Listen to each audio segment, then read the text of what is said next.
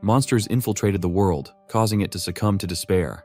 People fought until their last breath to safeguard the place they called home. Among those brave souls was the protagonist of this story, Carcelian Levandayan, who fought against the menace just as viciously. Many years passed with him battling countless monsters, relentlessly piling up dead bodies with the only blade he had, and not an ounce of fear in his heart. Then finally, a day came when he fought Aaron's brother from another mother. That bastard was one tough nut to crack. The battle was brutal, but he eventually took down the piece of shit. In the aftermath of the battle, he too succumbed to death. But fate had other plans. With his soul drifting through this endless void, he met a human boy hailing from some planet known as Earth. The boy's name was Seo Dojin, who was on the brink of death for some unknown reason. Before dying, he wanted to make a simple request to Vandayan, who immediately refused even before listening to what this boy wanted to say. After all, bro just wanted to die peacefully. He was done with all the shit. He lost his country to the monsters, lost his loved ones, and eventually died a dog's death. While this boy, Seo Dojin, didn't really want to live either, he desperately wanted his family to have a good life. Well, it seems like Vandayan is finally ready to listen to this dude's request. The boy lights up like a kid in a candy store and musters up the courage to say he wants his family to live peacefully. And so, our boy gladly takes on the job to protect this boy's family, and finds himself on Earth. Now rocking the body of that teenage boy Dojin, our guy is on a mission to infiltrate Namsan Gate, which is ranked C for obvious reasons. Only registered heroes are allowed to enter, so the automated machine keeps blaring at him to scan his ID card, which our guy obviously doesn't have. He simply crashes through the guarded and authorized building to enter the gate, triggering the security alarm blaring about the infiltration. Once inside, he starts walking around trying to find monsters to smash. That's when he stumbles across a party of heroes, folks who have official licenses and permission to be there. They assume our boy is someone who got lost and offer to show him the way out, especially since they're heading for the exit too. Dojin stays silent, giving off a weird vibe. Even these heroes can tell something's off. He's wearing casual clothes and doesn't look like a hero at all. Sure, porters nowadays dress more casually, but our boy's outfit is way too simple for its own good. And what's up with that bag on his back? For all they know, he's probably just a clueless porter who got abandoned by the party he originally came with. Then again, they're not so sure. Dojin finally speaks up, acknowledging why they're feeling super skeptical, but makes it clear he came here on his own without any hero's party. Hearing this, one of the heroes sighs, understanding the reason behind our boy's presence. He has seen plenty of cases where people catch a hard boner to become a hero and hunt monsters after watching some flashy TV commercials. But that burst of motivation can get someone killed real fast if they barge into gates recklessly without going through legal procedures. First, you need to get officially certified as a hero. Then you go through training and testing. Not to mention, this gate is C rank for a reason. If you're a rookie just starting your career, you better go find an F rank gate before you lose your life for real. After listening to this dude yapping and generously handing out advice no one asked for, Dojin makes it abundantly clear he doesn't need shit. Naturally, the crew of heroes is bewildered by this kid clapping back with such a cold tone. After all, they were just trying to help. So they get a bit pissed, but the leader tells his comrades to hold their horses. If the guy doesn't want help, then fine, leave him be. The leader is confident this kid will eventually learn the hard way why you don't cover your ears when someone wise is talking. They hope he finds out just how unforgiving these gates are, unlike the TV shows that glamorize being a hero like it's the second coming of Christ. Soon enough, Dojin finally comes across a giant troll staring him down, ready to eat him alive. The monster unleashes an attack, only to miss and hit the ground. Bro moved so fast the troll couldn't even process what the hell happened. Then he balls up his fist and delivers a devastating punch, hard enough to blow the orc's face clean off. It's basically something out of One Punch Man, or Omni-Man on a killing spree. Now that the monster's out of the picture, here comes the juicy part. Time to loot, baby. First, he grabs the sword that bastard was carrying.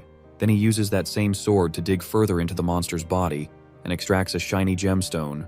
It's actually a low-grade magic stone, so insignificant that Dojin never even bothered with them before in his previous life. But since he's broke right now, he's got no choice. Suddenly more monsters swarm the area, pissed after seeing their buddy decapitated.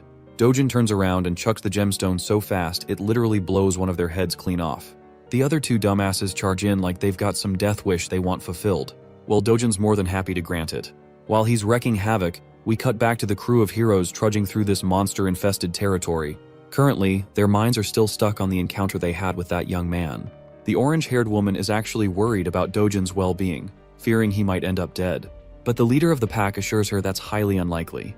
If he is some unauthorized guy who barged into the gate, agents from the control center will find him soon enough. Those agents on missions are always B rank or above. And since this gate is C rank, there's no way in hell he's dying here. As long as the kid steers clear of recklessly rushing at monsters, he's got no chance of losing his life. The Baldy agrees with his leader's assessment. He's pretty sure the arrogant brat must be trembling in fear, waiting for the agents to save his ass from doom. Well, the story is pretty much the opposite. It's our guy who's literally making these plus-sized sandbags shake in fear. One punch and the prey is down. He's so fast they can't even touch him, let alone crush him under the weight of their blades. He appears right behind one of the dumbasses and delivers a kick so hard it demolishes the guy's head. With all the suckers down, he grabs one of their swords and proceeds to harvest the sweet magic stones all for himself. After a while, he's done stuffing his bag and ready to leave. Though honestly, he's pretty disappointed with today's grind. It's basically dead weight in his bag, all those low-grade gems. Right then, one of the agent guys finally spots him and calls out to his buddies. Before our guy can fully turn, those suited men give him a tough stare down. First, they explain they're from the gate control center and suggest he show his hero registration card. If he's unregistered, he has to come to the control center with them. Our guy isn't sure about that, which makes the suited dude tense up even more and get colder, insisting he cooperate and follow the proper procedures. The only response the suits get is annoyance etched all over our guy's face, and all this unnecessary drama killing his mood. Then again, bro ain't got the energy to argue. He just turns to leave. Since words aren't working, the suits threaten handcuffs if he refuses to comply. Physical force may be used if necessary. One of the more impatient ones dares to grab our guy's hand and threatens him with the injuries he'll sustain if he refuses to cooperate. What's worse, all responsibility will be on his shoulders. So it's everyone's best interest to solve things with words, not violence. Seems like Dojin's done with all the yapping, so he grabs that bastard's hand back and warns him to stop sticking out like a thorn in his path. This chilling warning makes the poor suit guy instinctively scared. A chill runs down his spine. The other two bastards pull out their magic-infused batons. They're actually grade 4 magic staffs, powerful enough to subdue an orc. But they don't have enough power to hurt our guy physically. So he aggressively twists the bastard's hand, making him whine like the whiny bitch he is. Bro then issues a final warning. They better leave now if they don't want to lose the last shred of dignity they have left. Eventually, duty-bound suits are forced to retaliate with violence. They try their best to tag our guy with the magic staffs, but none succeed. Our guy delivers a crushing blow right into the back of one bastard, then hits another in the belly. Next, he focuses on the guy in glasses, the last man standing. The last dude senses what's coming and gets tense. Dojin blurs away, vanishing into thin air, causing the bastard to panic at literally seeing a man disappear. Then, out of nowhere, comes a sneaky punch right into the gut, making the bastard stagger backward in pain. Seems like Dojin is tired of all the bullshit and agents chasing him, so he finally starts thinking about registering as a hero after all. The agent assures him that as long as he avoids shady or illegal stuff, no agents will be out hunting him. Dojin then questions this thing called a rift, a question that completely throws the agent off. Quick context on how this world operates. There are multiple passages connecting to another world where strange monsters live. These passages are scattered across the world. The gemstones harvested from monster corpses are used as new energy sources, making them highly coveted. Because of this, the government oversees these passages to maintain full control over each one. Every government-controlled and open passage for heroes is called a gate. Passages that aren't controlled or enclosed are known as rifts. Back to our boy, who finds it ridiculously annoying that these suits follow him everywhere, accusing him of trespassing no matter which gate he passes through. The poor agent explains that if an unregistered hero enters a gate without permission, the control center is automatically notified, and agents waiting nearby are dispatched immediately. Since our guy is thinking about entering a rift, the agent makes it clear these aren't as easy to access as any gate. Trespassing into a rift results in a strict punishment, no warnings, no plea deals. Dojin isn't interested in hearing any of that, so he grabs the poor guy by the face and throws him aside like a trash bag. By now, the poor agent regrets not calling headquarters. This shit's way over his pay grade. Before leaving, Dojin takes one last glance at the trash agent lying there, thinking about what a weakling this dude actually is. The weakling seems to have a fractured arm and is busy shouting threats, promising to catch our boy and put him behind bars. The scene transitions to Seoul, Gasan Digital Complex in Gyeongcheon District. This giant building is now known as the Hero Complex. Here, all trades related to magic stones or anything found in the gates go down. And nowadays, this place is busier than ever. Dojin can be seen heading toward one of the stores that deals in buying and selling magic stones. Upon entering, he's greeted by this Gen Z bastard, busy scrolling through brain-rotting Insta-reels. When Dojin says he wants to sell some magic stones, the cunning shop owner immediately starts preaching about his business, claiming this branch offers the highest prices to their clients. He even goes as far as saying they're the best in the whole country. Dojin finally puts all the low-grade gems smeared in monster blood on the counter, causing the store owner to put on this sour expression like he just got boned from behind. He's seriously grossed out by all the blood stuck to the stones.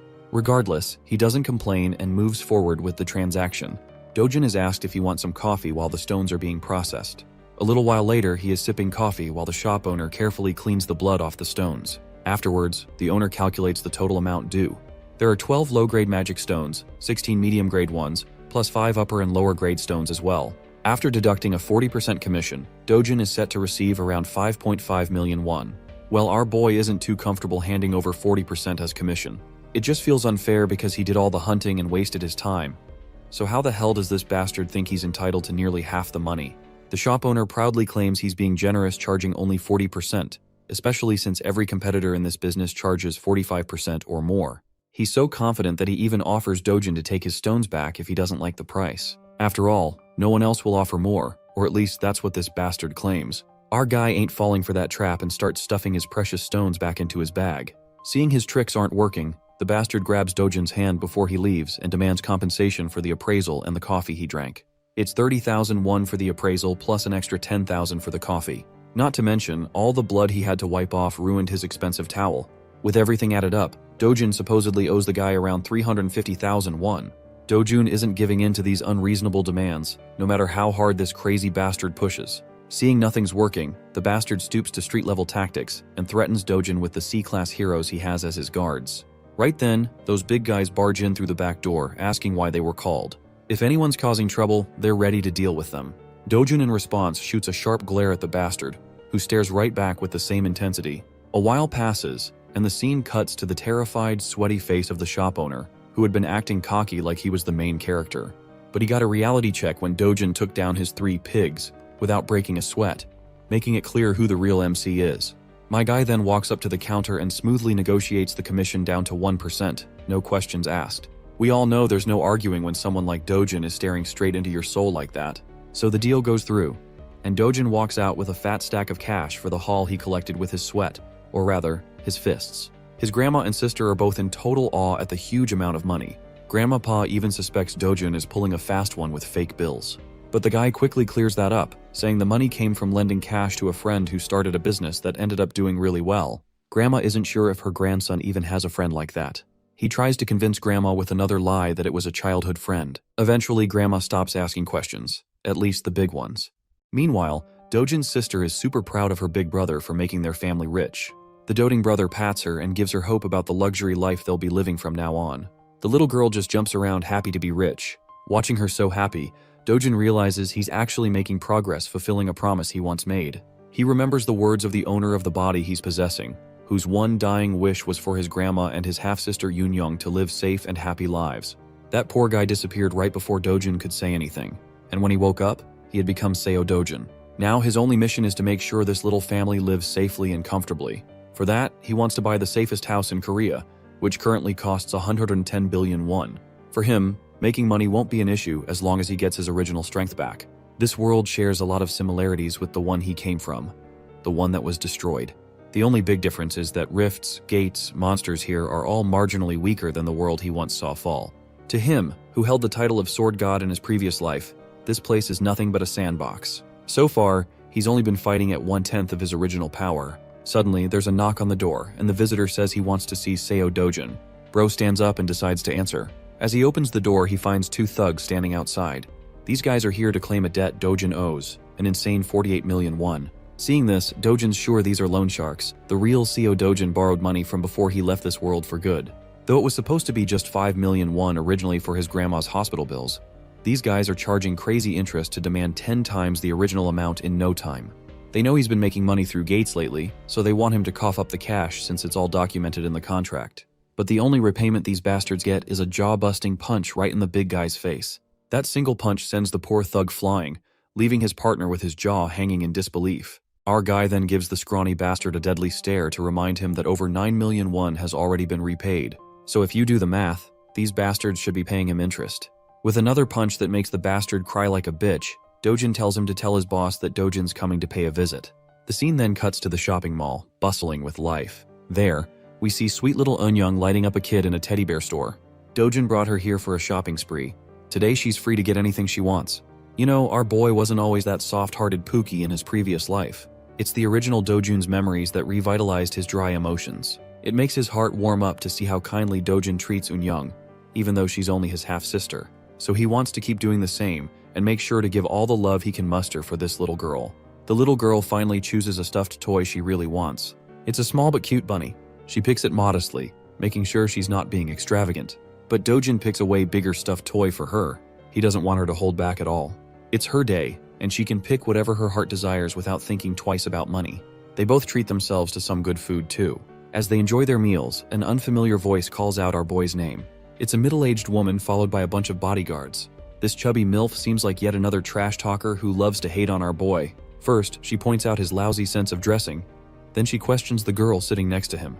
She's bold enough to throw a jab, saying he must have knocked someone up and had this girl, just like how his mother brought him to this world. Of course, these sharp jabs infuriate our boy beyond anything. Meanwhile, the little girl has no clue who this lady is or why she's trash-talking so casually. This MILF then promptly turns her attention to the girl and asks her name. The girl introduces herself as Lee Eunyoung, which makes this trash MILF realize she's Dojun's sister. Out of habit, the woman throws a jab at her clothes too, calling her a mess. This bitch isn't sparing her deceased mother either. And all of this is just getting on our boy's nerves real bad. But for some reason, he's holding it all in, not trying to get aggressive with her provocations.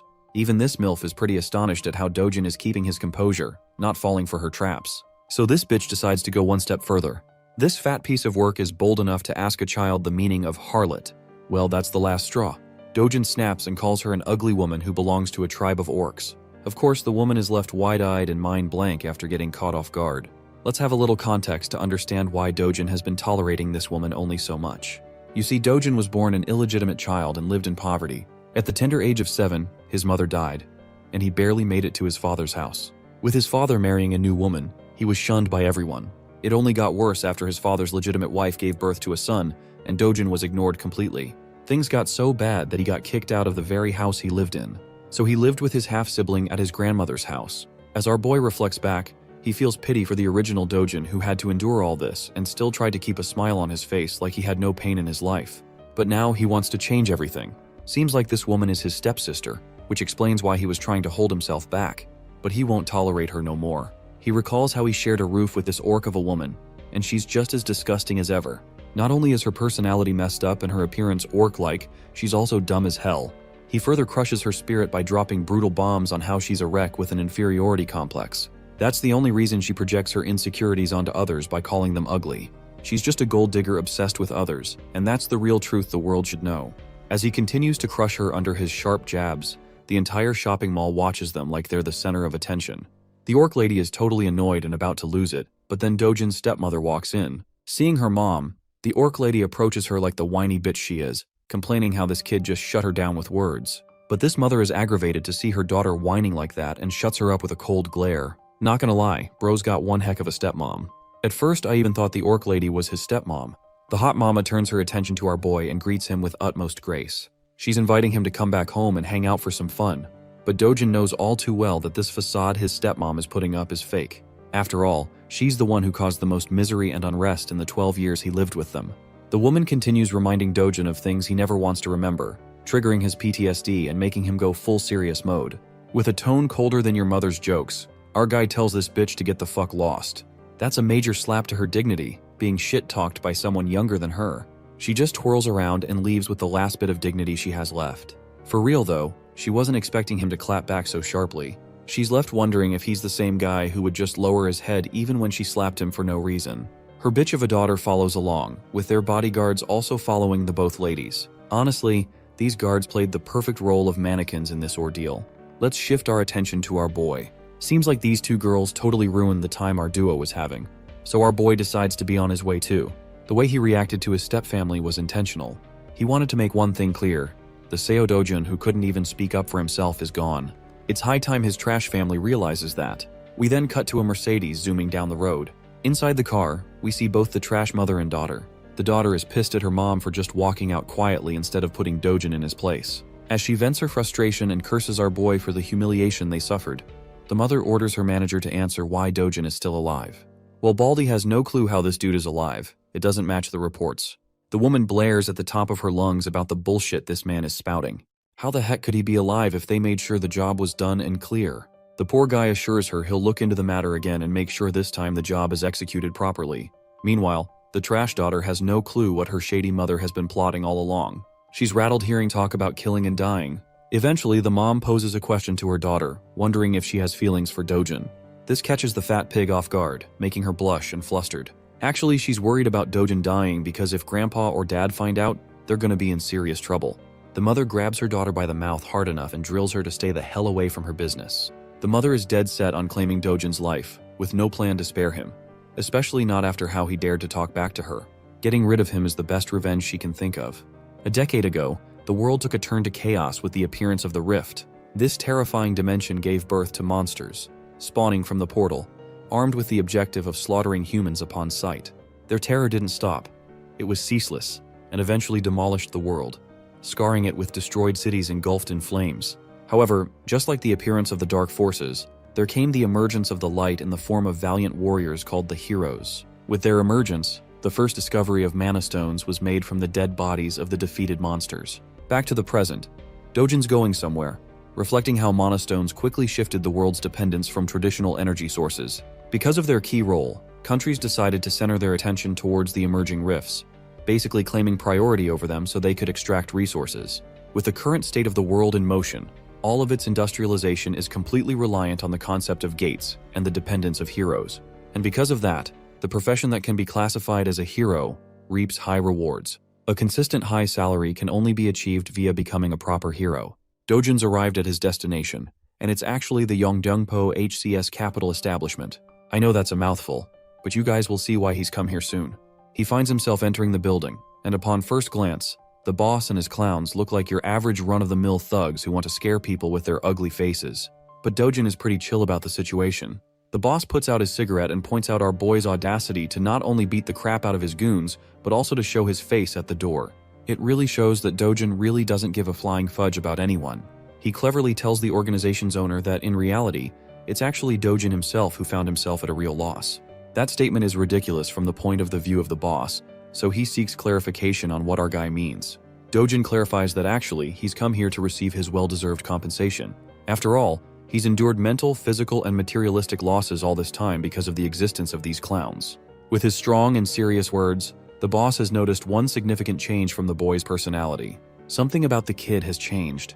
He's no longer the soft-spoken spirit or the gentle person he was. Then there's the added evidence that this same kid destroyed the lackeys he sent to his door. All things considered, the boss's leading suspicion is that Seo Dojin must have experienced a unique kind of awakening throughout his experiences in the gate. Despite knowing this, Dude still decides to act arrogant and tells Dojin that his newfound confidence because of his awakening will become his own undoing. The hypocrite calls our boy for being overconfident in his abilities, and to back up his claims, he brings over a bunch of grumpy men to intimidate him. Of course, he can pack all the muscle he needs, but to the experience of the sword god, they're practically insects in comparison. The boss is talking out of his ass and states that even those awakened people end up getting killed like deadweight and low-class heroes in the end. The funniest part? Bro is under the assumption that Seo Dojin is nothing beyond the level of a D-class hero, and that his organization can easily stomp on someone as weak as that. Meanwhile, Dojin is just chilling on the sofa in the background while five guys are staring him down. Without showing even a hint of amusement, he orders the boss to sit the heck back down. The boss is astonished to hear him continue to speak in his previous tone, while Dojin emphasizes with a serious face that he's not done talking. Hearing him say something like that, one of the guys decides to get his balls tripped up and challenges Dojin. Amusingly enough, our boy happily takes off his glasses, adding more to his confusion. And then he hammers a Mike Tyson ballistic universal machine gun rocket punch 9000 in his damn face. The dude is sent flying from the impact while his friends are at a loss for words. But that's not all, because the beating is shared among the group as Dojin knocks down another one. Keep in mind that while he's beating their asses, he's calmly making his points too, sharing his knowledge of the boss's secret shady business underneath the cover of a money-lending business. Dojin aims to punch down an orange-haired punk and proves his knowledge of the counterfeit identification business he pulls. Having landed his punch, he tells the boss that he's in search of a hero identity to officially register as one and make money. Ducking the strike of the final guy, Dojin returns the blow with triple the love, and that's how he made the entire group sleep with his special sleeping routine. Works 100% of the time. Dojin continues his demands, stating that he's in need of a foolproof identification that doesn't cause any trouble for him in the future. The boss is left starstruck by what happened in the span of a few seconds. Our boy reminds him that he's only got one day to forge the identity for him. Some of the men didn't intervene in the fight, by the way, which is a compliment to the NPCs because they're the type to challenge God while being a level 1 rookie in most stories. The boss is out here tripping for life as he begins to question and assess Dojin's skill level. At the least, this guy appears to be B-class in strength. Bro is so lost in his thoughts that he has to be reminded by the kid to snap out of it. He happily accepts the job too. Finally, Dojin grabs his shoulder politely and contrasts it with an intimidating expression on his face. He wants to know if Hong Hee-ju, his stepmother, ordered a hit on him.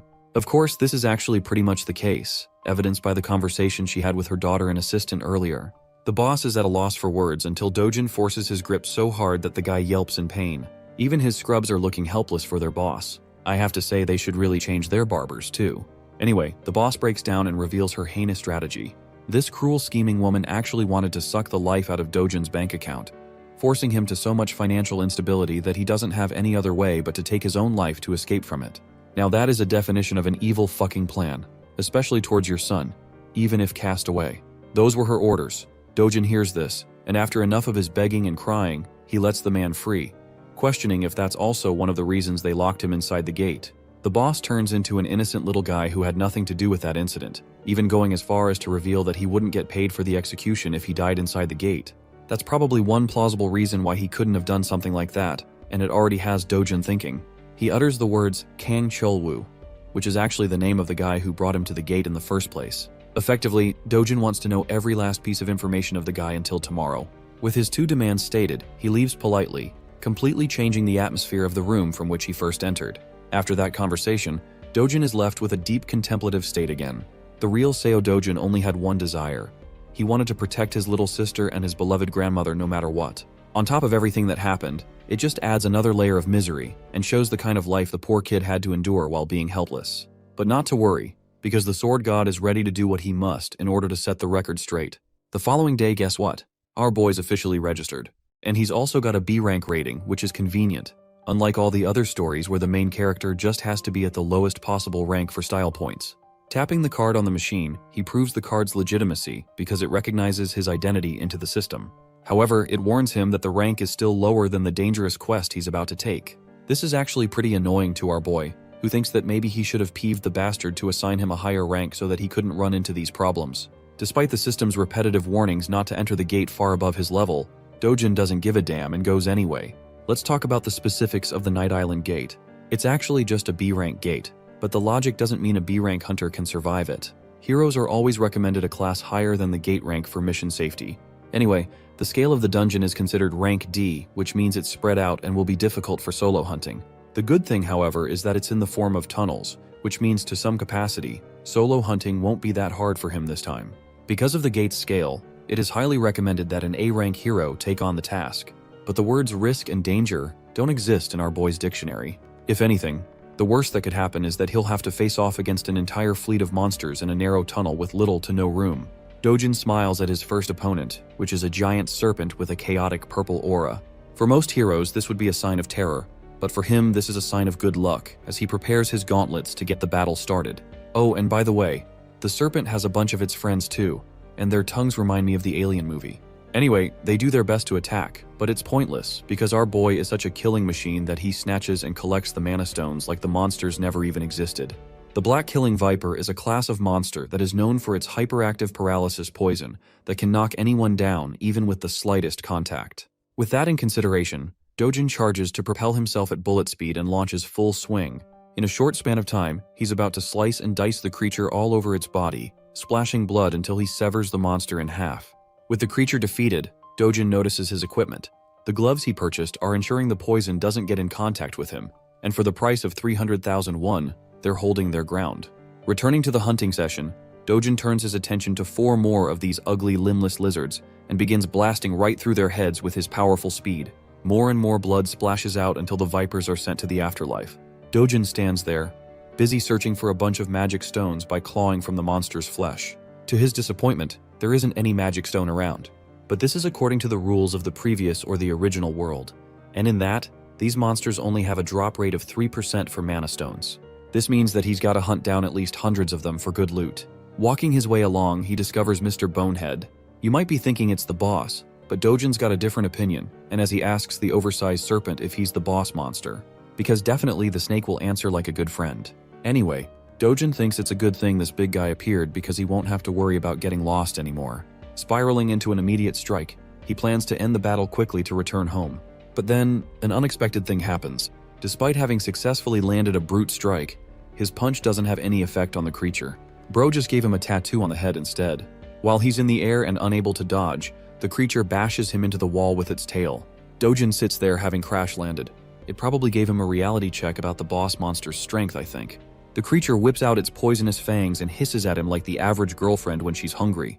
The creature attempts to bite him down, but luckily he evades the attempt. Using the momentum of his evasive maneuver, he bolts right back into motion with a powerful punch that connects with the creature's body and leaves more cracks against its hard shell. From this second attack, one thing has been made clear to him.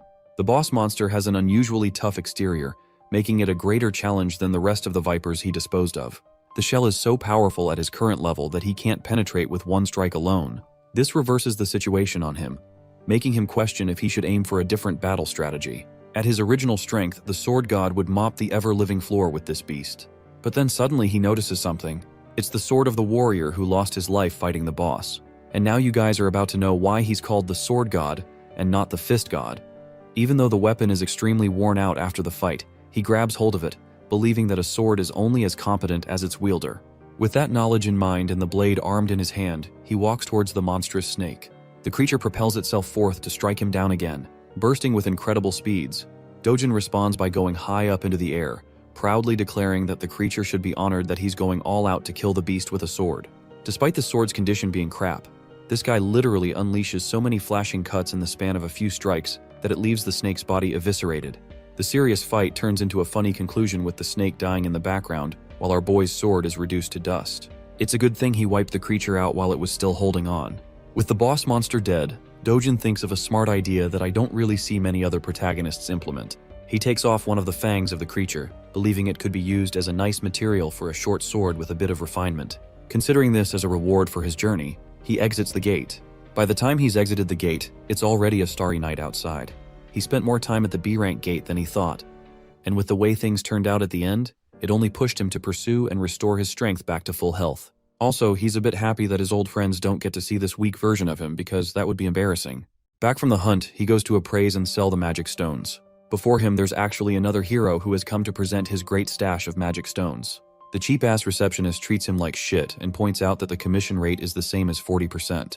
Even the innocent guy can sense the bullshit behind that overly high rate. He even calls it out, stating his concerns and calling himself a normal guy.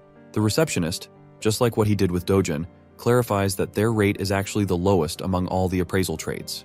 The gate center is 5%, but that's without taxes. From the perspective of the sleazy appraiser, this is a great deal for heroes to have that earns them good money.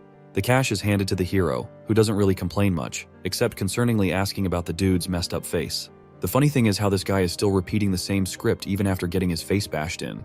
Bro plays it off, stating that a psychopath first obliterated his guards, and then he left him with this treatment. The hero thinks it's actually the fault of the receptionist for keeping low-ranking guards around at the C-rank level. After all, rank isn't the only thing that matters in their world. Skill plays a huge role too. Rank is actually a false representation of one's abilities and only updated to keep the system intact. The hero is wise to mention that the people of the same rank have a huge variance in skills and abilities, so they can't all be treated the same. Then there's also a difference between a lame watch guard who sits all day guarding the shop and a hero out there who is actively hunting down beasts for a living. Even though this guy is actually giving him some solid advice, the joker of a receptionist just wants him to stop yapping and leave already, which he does, offering to help the little dude out if he ever needs something. As he's leaving, our boy walks right past the guy, looking as cold as ever. Upon seeing him at once, the receptionist flinches and bugs the F out. He points at Dojin, shouting that this is the psychopath that made a mess out of him.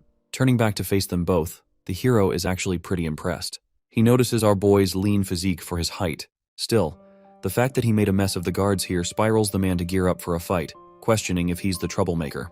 The one thing I like about this guy is that he isn't offended for petty reasons. He actually believes that Dojin is misusing his powers as a hero by bullying civilians in his normal life. Of course, it couldn't be further from the truth since he only knows one side of the story, but it's still quite interesting to see realistic characters. The receptionist is enjoying the scene, knowing that this guy is actually a 7-year-old veteran hero. If something happens to him here, The guy has plenty of connections he can abuse by giving them Dojin's name. Without really giving a damn about who he is, our boy turns back and simply tells the boomer to piss off. This only spirals the guy into being provoked, because all of a sudden now it's really looking like he's being an asshole. Dojin asks if the guy is looking to exact revenge on him. Hearing those words, the veteran hero is provoked. However, being the responsible hero that he is, and from the experience he has, he knows that it is unwise to take battles against other heroes as it almost always results in deaths. It's actually an even higher rate of death than a fight against monsters. Recalling that fact, Bro literally chills out and turns his back, leaving the receptionist at a loss for words. Dojin turns to the sleazy appraiser and asks if he's got a problem he's looking to address. Before the guy could answer, he tossed a bag full of magic stones to appraise and convert into money. These precious shiny babies are all high-grade magic stones, which really begs the question on who this guy really is from the perspective of the receptionist. Calculating the amount winds up to be a total of 150 million won. It seems like a lot at first glance, but to Dojin, it's far too little for a day's worth of hunting. He asks for the cash, but the receptionist reminds him of the commission rate they have to calculate beforehand, which obviously draws a scary look from our boy. Remembering that the rate is only 1% in their little deal, he cools down and tells the guy to wind up the rest of the amount to him. Now, inside the mind of the hilarious appraiser, he wants to beat the shit out of the guy for having so much audacity, but it's only in his imagination that he can do that. Speaking of which, the receptionist expresses that there has to be approval from upper management for an amount this huge. Without wasting another breath, Dojin demands that he get the approval right this instance. So the guy quickly phones his boss, whispering the details of their situation. But before he can smoothly wind up a deal, Dojin snatches the phone and directly tells the boss to hurry up with the payment. The boss is okay with doing so, but he just wants the phone to be handed back to the employee. Returning it with pleasure, Dojin accidentally, or should I say intentionally, smashes the phone into the wall. The employee is shivering at the sight of his smashed device, as Dojin instructs him to quickly prepare the money now that things are cleared up. And that's how the receptionist prepared numerous bags full of cash for the transaction. By the end, the guy is left devastated at being forced in such a way. Maybe you guys feel pity for him, but remember, he continues to scam nearly half the amount that ordinary heroes earn after risking their lives. He's a scumbag. 10 minutes passed and the boss quickly found himself at his store, enraged at why his employee wasn't picking up the phone. The hilarious part is that the receptionist throws in the towel and embraces an immediate resignation. The boss then sees the guy's phone smashed into the wall, giving him a good idea of what went down. Seeing this, he pulls out his phone to call Juyeon, requesting that she come here at once. Juyeon appears to be a famous young woman donning beautiful purplish-pink hair. She's so recognizable in public that people are celebrating her name as Hyun Juyeon and treating her like a celebrity. Not to mention that she looks dope as hell with that outfit. She arrives at the store and stuns the receptionist with her presence, giving him a nice greeting with a smile. There's a big reason why everyone's making a big fuss about her. She's the country's 4th S-rank hero in the lineup, nothing short of amazing. People have sprouted rumors that she's the niece of the boss, but then it makes him question what she's doing here. Confirming the claims, Juyeon expresses that she was called here on behalf of her uncle's request to take care of a reckless hero. Intrigued about the situation, the stylish S-ranker sits down, ready to hear what's going on. In the next scene, we can find our boy with his absolutely ripped body meditating out in the sun. It's true that he's been hunting for a whole day, and yet the rewards he reaped from it weren't amazing at all.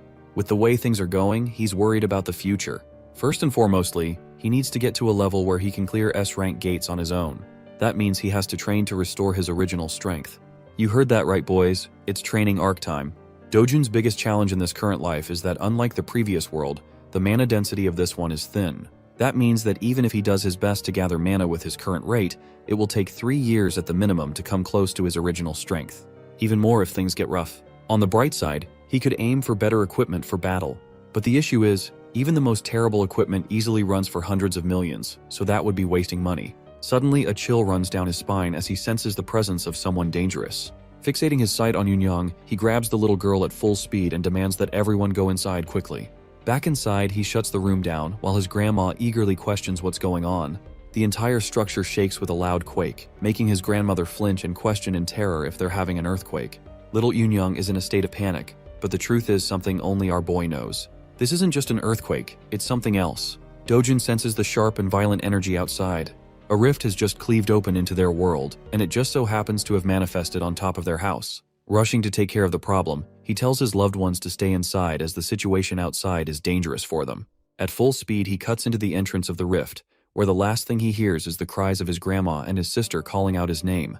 The scene switches to the Seoul Hero Association, where its members are made immediately alert at the sudden emergence of a rift on top of the Mappo region. It appeared after 63 days of the last emergence. Realizing that the White Lion Guild is the closest to Mappo, the manager wants his staff to contact the guild at once and alert the nearby heroes to join in to control the situation. Upon closer inspection of the rift's exact location, he discovers that the rift appeared on top of a residential home. This is a tricky situation even for them, because if on the off chance a civilian enters the rift, they're practically guaranteed their demise. Not to mention that the rift won't allow anyone else to enter after that. And if the person inside dies, it will send out a wave of crashing monsters in 10 days' time, causing chaos and destruction for the people living in the region. The monster wave would become so uncontrollable that Seoul's safety will be fully jeopardized. The manager is curious about the person who interacted and entered the rift. Turns out that they know Seo Dojin has taken action as he's the resident of the home. According to his grandma, he entered the rift to protect his family. From this information, they are under the impression that he's not a hero. And that complicates things because the chances of an ordinary civilian returning from the rift is next to impossible. This causes the entire staff to feel despair and helplessness for the situation, as they can do nothing. In the next scene, we actually find Dojin's pissed-off stepmom annoyed hearing the news of his new awakening. She can't believe her ears. Her assistant reports that while he hasn't officially registered with the Hero Association, they've come to verify that he's indeed now an awakened individual from his last gate experience. This makes her frustrated because Kang Cheol-woo was supposed to finish the job, and instead it only made her target even stronger. Going batshit crazy, she smacks her fist on the table, questioning why the hell they couldn't just manage to kill the guy on their own. The fact that they also took money for executing a failing job is also a reason for her to get angry. Roaring at manager Lee, she declares her frustrations with Kang Cheol-woo by sending him a message. If he doesn't kill Dojin personally, he'll owe her 10 times the amount in return. But to her surprise, her assistant surprisingly reveals that they may not even require contacting the guy anymore, sharing the discovery of the new rift just on top of Dojin's house. Having confirmed that he entered the rift, it's clear-cut that he won't be making out alive. Hong Hee-ju is happy to hear the news and the implication that he won't make it out alive. She calms down, appearing normal for once, and tells the assistant to assess the situation until they get more news. As for our boy, he's just arrived in the rift's domain. It's a forest. In fact, it's the same forest that he once used to enjoy his youth in while resting.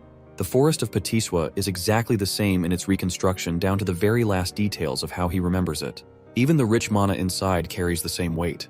Following the pathway, he smiles at his reunion with the all-powerful world tree. This tree exudes mana in its purest form, the most divine structure and the core of the world's stability. So much so that when the old world fell, it started when this tree was incinerated to the ground, forever tampering with the flow of mana. However, in this rift dimension, the tree is fine and just how he remembers it. Though he's unaware of the cause, one thing is for certain. He has a chance to reclaim the mana he lost by absorbing it from the tree. Meditating underneath the excellent flow of mana, our boy is getting his strength clearer and clearer. He spent more than 3 days sitting exactly like this, forgetting to eat or drink or tend to his bodily needs. 10 whole days passed, and all he could focus was on harmonizing his breathing. By the end of the 10th night, trouble came looking for him and disrupted his meditation. These alien-like creatures are called the Volcana, and they've come to burn the tree just like how they did it in the past. Only this time, our boy is there to prevent the tragedy from happening again. The creatures lunge forth to attack him while Dojin regrets being unable to have a water element sword to knock them all down with ease. The burning monsters roar to make their way to him, but our boy is replenished with so much mana that he no longer cares about a weapon. He is the weapon. And those hands are rated E for everyone. Extending his hand towards the monsters, he exerts so much authority from his mana alone that it knocks down one of them. The second creature is stunned by his ability. Let's break down what happened just now. What he did there is called mana release, and not exactly telekinesis. It's a blaster-type attack that uses raw mana as a detonation strike. It had been a while since he used this ability in such a way, considering he was low on reserves all this time. Anyway, the Volcana creatures aren't done just yet. To retaliate, they release charged blasts from their mouths in return. These pulsing laser beams quickly make their way to our boy, appearing the calmest he's ever been. His mana alone is enough to protect him from any damages. Stepping towards the creatures while he's ignited with a burst of mana, he remarks that he's finally protected the world tree. And now, he's ready to play for a bit and enjoy the fruits of his training. The ugly bastards are trying for another energy blast attack, but our boy quickly catches 2 of them and forces their mouths shut. This way, their own ability charges up and explodes inside their mouth, leaving behind a headless corpse of flames. The corpses of the creatures wither away, dropping 2 valuable magic stones for him to use. But that's just a couple of them down. Dojin is enjoying his life, thrilled to unlock something called the Eternal Ember, after defeating these guys. Joyfully cutting his way past the monsters and smacking them all down with a grin, he's finally glad to steal a good load of mana stones from them. The one-sided slaughter continues until he wipes out all of them. Dojin has won the lottery ticket with how many stones they're dropping. Among them, he also discovers a small coin or a seed glowing in gold. This is called the Eternal Ember as he picks it up in his hand. With this, he's reclaimed control of more of his power as he crushes the chip and unlocks its flames. The way he's casually playing around with the ember reminds me of Sukuna from Jujutsu Kaisen. Now, in any normal case, the ideal strategy here would be to keep gathering mana from the World Tree. However, the current state of his body has reached its physical limit for amna absorption. The second way of doing so is actually absorbing the ember, completely altering the state of his mana and transforming it into fire mana. And he does exactly that as his body produces a rush of flame energy. Now, unfortunately in his previous life, he felt zero need to do this and didn't care about the Eternal Ember at all. However, now it's required for him to fully absorb the embers, and it takes like 10 whole minutes just to get one finished. Luckily, he's got a whole bunch of these collected for him, so his goal is to absorb as many as possible. The appearance of the rift has sparked a public interest. The reporters are all gathered around our boy's house while agents and association staff are protecting the place. Bang Seonggu is pissed off because of one guy's arrogance to enter the rift prematurely. I have to point out that he looks like a carbon copy of Yeonho from Solo Leveling, but with a cleaner haircut, I guess. We also have our protagonist, but with blue hair. This guy is called Kim Hyunwoo, and he sympathizes with Dojin's actions to save his sister. But Seonggu doesn't buy that explanation at all, accusing our boy of heading in like a greedy guy who wasn't ready for the consequences. It would have been fine if he unalived himself the normal way, but if he dies in the rift, the place will become a detonation ground for monsters to come pouring out. And that's the issue, really. Hyunwoo asks for Gilma's input, and apparently Gilma has told them to just do things according to the protocols. Hyunwoo questions the recent emergence of rifts popping all over the world in various countries like the US, China, Switzerland, Turkey, and the UK. That's one reason Gilma is having a hard time managing so many rifts all at once. This kind of phenomenon doesn't really happen every day, and yet some of the nations were able to easily contain the threat with ease. But for South Korea, they're out here pissed as hell because their situation could very well turn into a disaster because of one guy. Seonggu is so pissed that he wants to beat the crap out of the dude who went in and is begging for the rift to throw him out. Speaking of the gargantuan Purple Gate, 28 days have passed since its first appearance. The same goes for the number of days Dojin has spent inside. Now, the Hero Association is afraid and has already cautioned the threat as a level 1 wave. Dojin's identity isn't revealed to the world just yet for privacy reasons, but they're calling him Ordinary Person S for now. While the rest of the world is clueless about Dojin's identity, the boss of the money-lending organization catches on quickly and connects the dots. Even his assistant confirms the report to verify the information of his involvement. Kim Myong-gu plays as the right-hand man to the president Hwang Chang-seob. Chang-seob is curious and wants to know Dojin's chances of survival to make out in One Piece. Yes, I said the thing. As a ritual of this channel, the One Piece is real. Moving on, the assistant is pretty damn certain that an ordinary person has roughly less than 1% chances of survival. But the mere mention of Dojin being treated as an ordinary person carves an amusing smile on Chang-seob's face. That same regular so-called person put his men in the hospital and gave them bandages for weeks. From the perspective of the world, they're vastly underestimating the abilities of the one civilian that went inside the rift. Now, Chang-seob is also interested in hearing the chances of someone surviving as an awakened individual. For that, his assistant believes that it would ultimately depend on the level of the hero, and it's tough to make a judgment call without accurate information. Even Chang-seob admits that fighting ability is different from pure surviving ability. And then it introduces a whole different level of complications when you're inside a rift of all things. Anyway, one thing is for certain. The bastard hasn't changed his ways. Chang-seob wants to protect Dojin's family, but not for noble reasons. Nah, this scumbag intends to sell the organs of his loved ones in case he doesn't make it back. And even if he does, he's gonna pin the blame of debt on him for taking care. This guy's the embodiment of a leech. The scene transitions to the mesmerizing World Tree. Here, our boy is going full speed into his training arc as his body is now thriving with flame mana. He doesn't even know how much time has passed, but he's been grinding by absorbing hundreds of the firestones. With this, he's acquired so much fire mana that he can use it and manipulate it in any way he deems fit. Not to mention his resistance to the flames has increased as a side effect. Comparing his past self with his current self on the basis of fire attribute alone, he thinks he's surpassed his past self in a small capacity by mastering this ability. Embracing the World Tree, he shares a tender moment with it. It's always served him in the time of need, even in the past, and even now. Because of that, Dojin is grateful for everything it has done for him. As for his mana stones, he's made up a small bag using vines to store them all. With the stones collected and stashed, Dojin fully understands that he'll probably never get to see the angelic tree again. But even still, he's hoping for their paths to cross if the divine tree ever finds itself in danger, because when that happens, he will be ready to protect it with his life. Now, I don't know about you guys, but I really enjoyed this gentle scene. That night, Dojin finally steps out into the outside world, emerging from the rift as a whole. Luckily, he doesn't sense anyone to be around, suspecting that most people probably thought he already died inside and that a monster wave would pop out at any time. However, he does detect the presence of someone strong nearby. Deciding to chase them down, he rushes to find the source. Shortly afterwards, he stumbles across the two agents. One pissed off and the other relaxed, both Hyunwoo and Seonggu from last time. Now he understands that these guys probably represent the association from their outfit alone, which means in the off chance he gets caught, things will get really problematic. To combat that issue, he whirls up a ball of flame and chucks it into the air with a forceful lunge. That attack winds up finding its way across the building, resulting in a loud explosion upon detonation. Both Hyunwoo and Seonggu were on red alert the moment they heard the crashing sound. Realizing that it's actually fire, they decide to chase after it. There, they discover a bunch of people standing in horror. Seonggu questions what the hell is going on in the chaos. Meanwhile, our boy is impressed with his flame powers so far. Its precision is good, so it will do him wonders. In the memory of his old friend called Tusk, he wonders if the mage would be impressed by his current level of flames. After all, Tusk was known to be the strongest fire mage on the continent, and they shared a good bond. Suddenly, Hyunwoo's sharp senses alert him to look for the rift. It appears to be acting up and right before their eyes. It disappears into the mist. Both of the agents rush to the site to see what's going on. When they arrive, they can't believe that the rift's connection to their world is no more. As for our boy, he's just making his way to his next destination without any problems. News breaks out the following morning concerning the state of the rift that lasted for a month in Mapo. It is announced that the rift disappeared 29 days after Seo Dojun entered the zone, proving the concerns of the Hero Association to be wrong about the monster wave. They have no idea about the unexpected disappearance of the rift, and they're currently investigating what went down.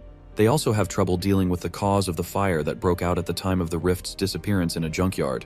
Now, this leads most people to believe that Seo Dojun is dead, and that this is just the consequence of his own actions.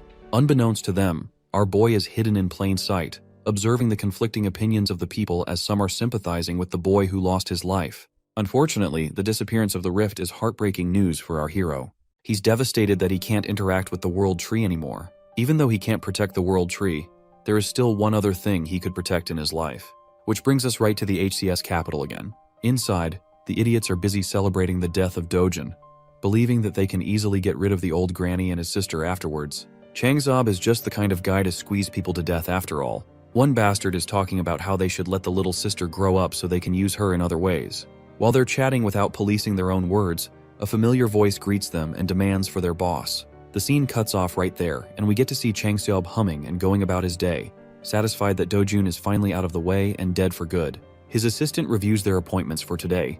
Apparently he's free for the most part except for a lunch with another CEO. Hearing that, he's happy because tonight he can enjoy partying to his delight at a club under Madame Kang. It's basically senseless chatter, until he steps into the building, and as he's climbing stairs, he finds his men being tossed around like playthings. Their blood is splattered around, and the cause of it all is someone he presumed to be dead.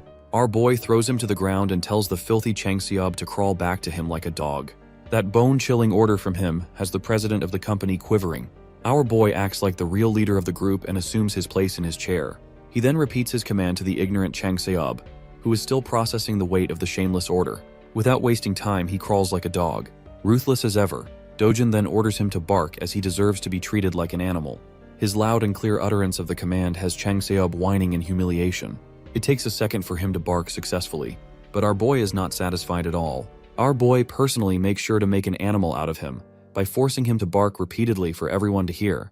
The president is reduced to being less than human, just like the people he treats. Dojin points out that scumbags like him only act obedient on the surface, but end up backstabbing you right when they find an opportunity. Declaring his filthy name, he chillingly tells the man that his life has plenty of experiences dealing with second-rate humans like him. Pleading and begging for mercy, Changseob is prepared to serve like a loyal dog if necessary. But Dojin has heard enough and whips a heavy slap across his face. Just that much force is enough to knock the wind out of the guy and spurt out blood. His assistant watches the scene unfold until his name is called. Dojin addresses him as the new boss of the company and recommends that he stop working under a bastard like him. Knowing that these guys are so ready to stab people in the back, he orders the assistant to kill Changseob with full permission. Of course, it's a task too heavy for a competent servant like him. He apologizes and objects by stating that their leader has a lot of connections, so things will get really bad if he's the one appointed the boss instead of Chang Seob. On behalf of him, the assistant pleads to Dojin to spare the guy just one more time. However, Dojin doesn't want to play around with simple words in front of them. He suggests wrapping Chang Seob's body in a barrel and removing all evidence by shoving it in the endless ocean. After all, it's just one of the things these guys excel at doing. Seeing as the boss's servants aren't willing to oblige, our boy takes a different approach with them. Dojin threatens the entire group that he'll toss everyone in the gate as monster food if they don't carry out this order.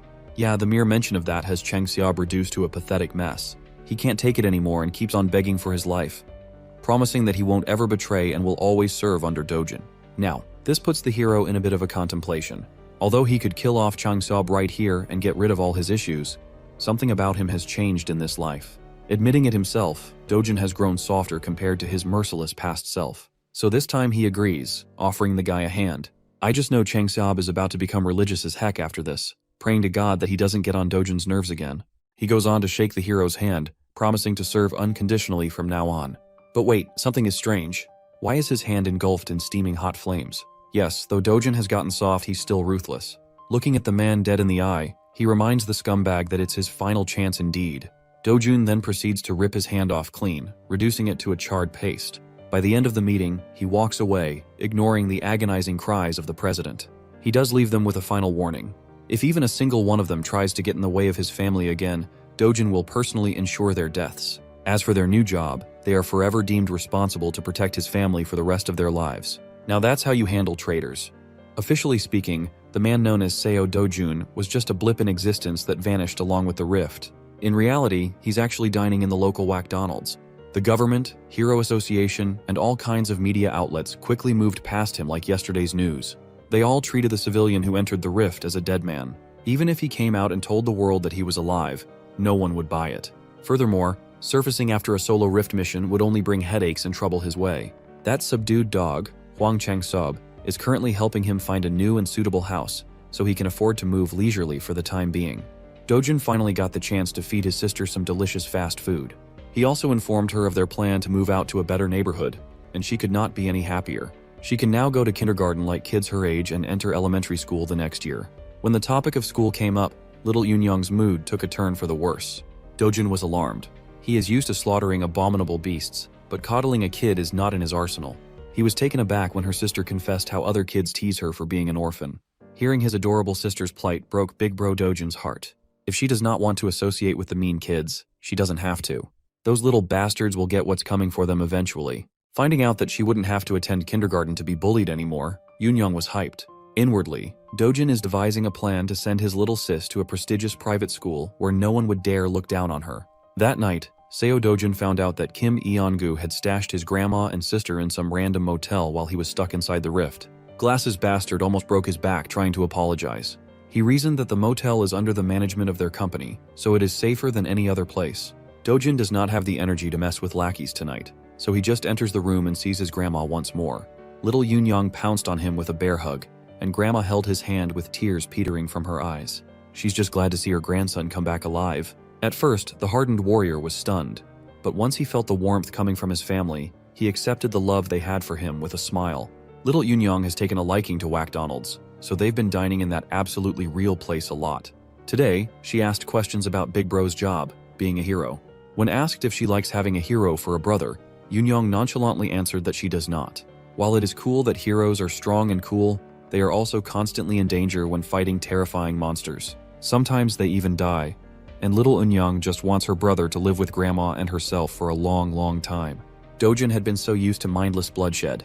Having someone worried about his well-being is quite a new feeling for him. In the harsh world of the past, he was the last human survivor.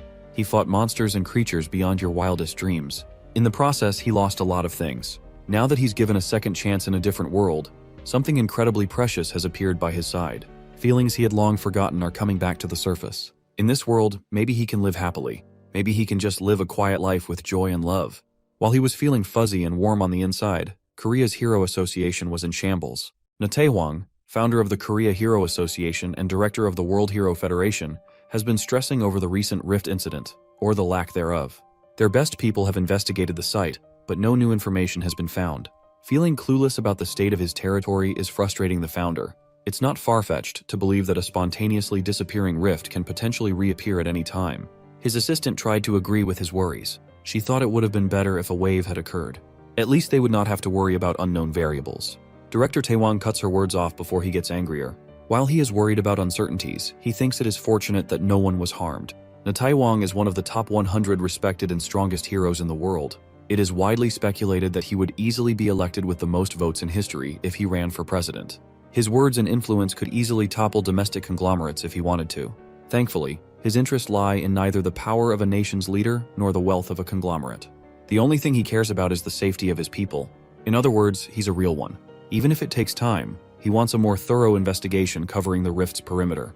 The residents around the nearby area have already agreed to sell their properties to the association, so that shouldn't be a problem. As a consolation, Taewang wants to offer those people more than the market price for their homes. That's the least they could do after causing such inconvenience. All reliable sources have relayed that multiple rifts have occurred in different countries. No matter how you look at it, something must be going on. The United States and China have already entered the control stages of their rifts. Among major nations, the United Kingdom is facing the biggest problem. While reliable and veteran heroes have been dispatched to clear the other rifts, the United Kingdom's squad was simply doo-doo garbage. Speaking of them, the month-long mission to get rid of the UK rift has finally crumbled in a glaring defeat. The UK rift wave occurrence has officially begun. The city and its people are going about their day like they normally would. Amongst the crowd was Seo Dojin, blending in with the pedestrians. Today, his destination is his favorite shop in the hero complex. When he entered the door, the dude manning the counter gave him a greeting by instinct, but choked upon seeing his face.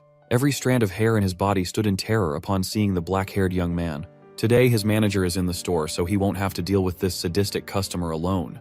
The manager promptly closed the paper he was reading and lifted his gaze. His voice was controlled but was tinted with anger.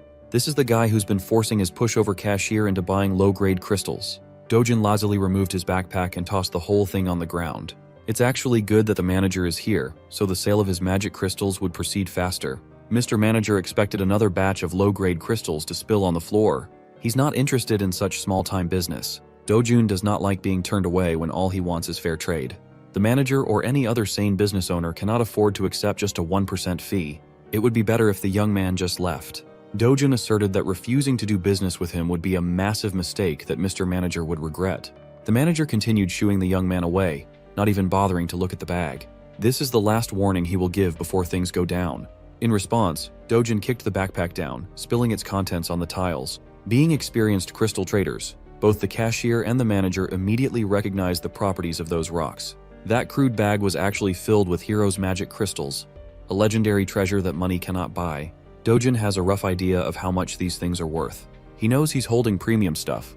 You see, the Hero's magic crystal was used by an infamous Mexican drug lord, Korzaman, in New Age drug manufacturing. One night, a laboratory accident changed the course of his life and the world's perspective on such a little rock. The Hero's magic crystal caused Korzaman to awaken as a powerful hero.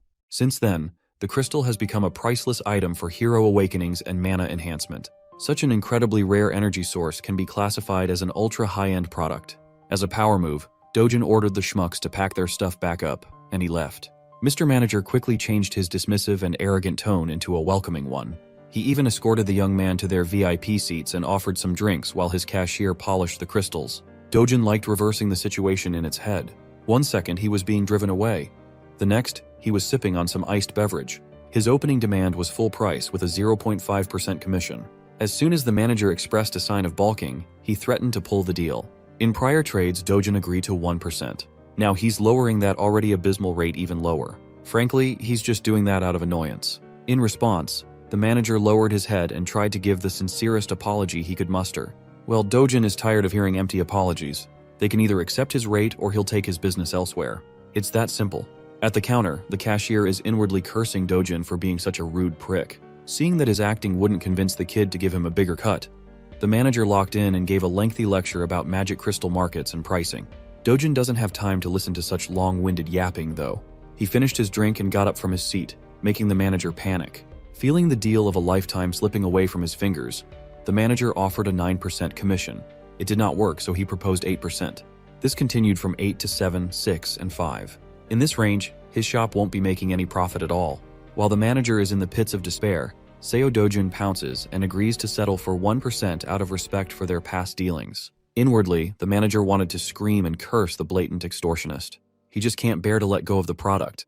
The next words that came out of Dojun's mouth nearly made the manager piss his pants in excitement. Aside from the one he brought today, he has about 7 more bags of those priceless crystals. With that being said, the contract was quickly produced and signed. After a few minutes of officiating the deal, 67 billion won entered Seo Dojun's bank account. That's about $48 million. At this rate, his 110 billion won house doesn't seem so far off. The problem is that getting more high-grade magic crystals through normal gates is a time sink. If he could find a way to freely travel through rift zones, he could easily farm treasures like a madman. While looking at his phone screen, an administrative message was sent out to everyone in the country. The wave outbreak in the southern region of the United Kingdom had been finally announced to the general public. In the meantime, everyone is banned from traveling to the UK. After reading about a real problem in the real world, Dojun lost interest in messing with the manager of the shop. In the past, no matter the country or which association was involved, he might have intervened to seal the rift himself. But he's not that guy anymore. He has more fulfilling matters to attend to. Tonight, dinner is on Dojun, and they are getting expensive meat. Little Yoonyoung's mouth watered at the sight of pork and beef marbling over the grill. The expensive meat and succulent side dishes just kept on coming to the table. Worried that they were spending too much given the price tag on the menu, Grandma slowed down and asked her grandson if this was okay. 250,000 won for 100 grams is pretty steep. Dojun dismissed her worries right away. After making a killing with his crystal harvest, they could eat as much as they wanted, and it wouldn't even make a dent in his bank account. Yoonyoung's first bite made her fall in love with the taste of the wildly luxurious beef. Dojun continued adding more and more to the grill as Grandma watched in apprehension. Hell, there's another package of fresh ribs, prime ribeye, strip loin, and skirt meat coming to the table soon. At this point, the scale is just ridiculous. How could 2.5 people even finish that much food? Well, Grandma is underestimating the appetite of a protagonist. To knock her out of her worries, little Yoonyoung convinced Grandma to give the expensive stuff a try. Unable to refuse the offer of her sweet girl, Grandma caved. One bite of that expensive meat was all it took for all her worries to dissipate into nothing. Afterward, the happy family enjoyed their extravagant dinner filled with smiles and laughter. Unbeknownst to Dojun, an attention-grabbing young woman just entered the restaurant. The necks of the other guests almost broke wherever she passed by. The woman made a beeline towards Seo Dojun and decisively called his attention. She just wanted to talk with him for a moment. Nothing more, nothing less. Before she could elaborate on her reason, Dojun cut her off for interrupting his family's dinner. If she wants to say something to him, she should come back when the freaking meal is over. Hyun Ju-yeon pulled out the name card, hoping that the young man would change his tone upon her name. Much to his dismay, Dojun just kept on grilling and eating meat, disregarding her presence altogether. And so, the renowned S-rank hunter swallowed her pride and patiently sat in the restaurant's waiting room. With a star like her sitting within normal people's vicinity, she naturally became the center of attention. Men and women kept stealing glances at the woman standing at the pinnacle of heroism. She's not only 4th in the national rankings for S-class heroes, but most people would also even place her within the top 10 most beautiful heroes in the world list. Every civilian around was asking the same thing in their minds. Who the hell is making Hyun Ju-yeon wait? Ignoring the blatant whispers around her, Ju-yeon recalled the brief interaction she had just a few minutes ago. As far as she knows, Seo Dojun entered his first gate 2 months ago. He made it out alive and is now under suspicion of becoming awakened. He was widely believed to have died in the recent Mapo Rift incident, but here he is, alive and eating with his family. Aside from all the details that don't seem to make sense, a single sharp look from the young man had an S-ranker like Ju-yeon on edge. A newly awakened guy cannot possibly reach S-rank in under 2 months, right? Even the oil tycoon Kafmore, who spent his wealth on magic stones, took about 5 months to reach the peak. Rationalizing what she felt, Ju-yeon reckoned that Dojun must have some kind of unknown special ability. Finally, Dojun, Grandma, and little Yoonyoung have filled out with their bellies full and their mood lifted. Near the exit, Ju-yeon walked over to finally have a conversation with the mysterious young man. Before she could open her mouth to speak, another party sauntered into the restaurant with an air of superiority. Dojun's eyes turned sharper than usual at the sight of the man. This skeevy-looking bastard did not expect to see Seo Dojun alive and kicking after their excursion in one of the deadly gates, the lunatic Kang Chilwoo. He's actually quite amused by Dojun's cockroach-like resilience. Even Ju-yeon seemed to recognize the troublemaker in a single glance. In the middle of the restaurant, tensions rose as silence filled the air. Dojun chose to ignore the bastard's shallow insults and called Ju-yeon over. Chilwoo was taken aback to see an S-rank hero speaking with the cockroach. Dojun requested that she take care of his family for a little bit. All she has to do is flag a taxi so they can ride away and go home. It would be more convenient if they were far away while he collects an overdue debt with a mongrel. Thankfully, Hyun Ju-yeon is a very reasonable young woman. She did what Dojin asked and assured Grandma and the little girl that everything would be fine. She waved at them goodbye, but their concern was evident. Ji-yeon awkwardly stood there as the taxi departed. As soon as they sped away from the restaurant, a resounding and crisp sound of slapping echoed inside the establishment. With his loved ones out of the picture, Dojin can finally drop the PG act and slap a bitch. He moved so fast that Cheol-woo did not even see his swing. He only felt the stinging pain in his cheek. Embarrassed by such a humiliating attack, Cheol-woo gritted his teeth and charged forth to retaliate. One of the servers tried to break the fight up, fearful that the Awakeners might destroy the whole restaurant if the conflict escalated further. Her reasonable request was met with unreasonable violence. Fortunately, she wasn't harmed too badly. Seo Do-jun calmly told everyone to get out and clear the room for their safety. Cheol-woo is really easy to trigger. He's a muscle-brained idiot who can't even think of good trash talk. For that, he was punished with another strike to the face. He was completely caught off guard, feeling a knuckle make contact with his head. Kang Cheol-woo is the bastard who locked the original Seo Do-jun in a gate, leaving him for dead. Even though he was not the one personally slighted, our MC still harbors a deep resentment for this fuckface, and he wants to talk.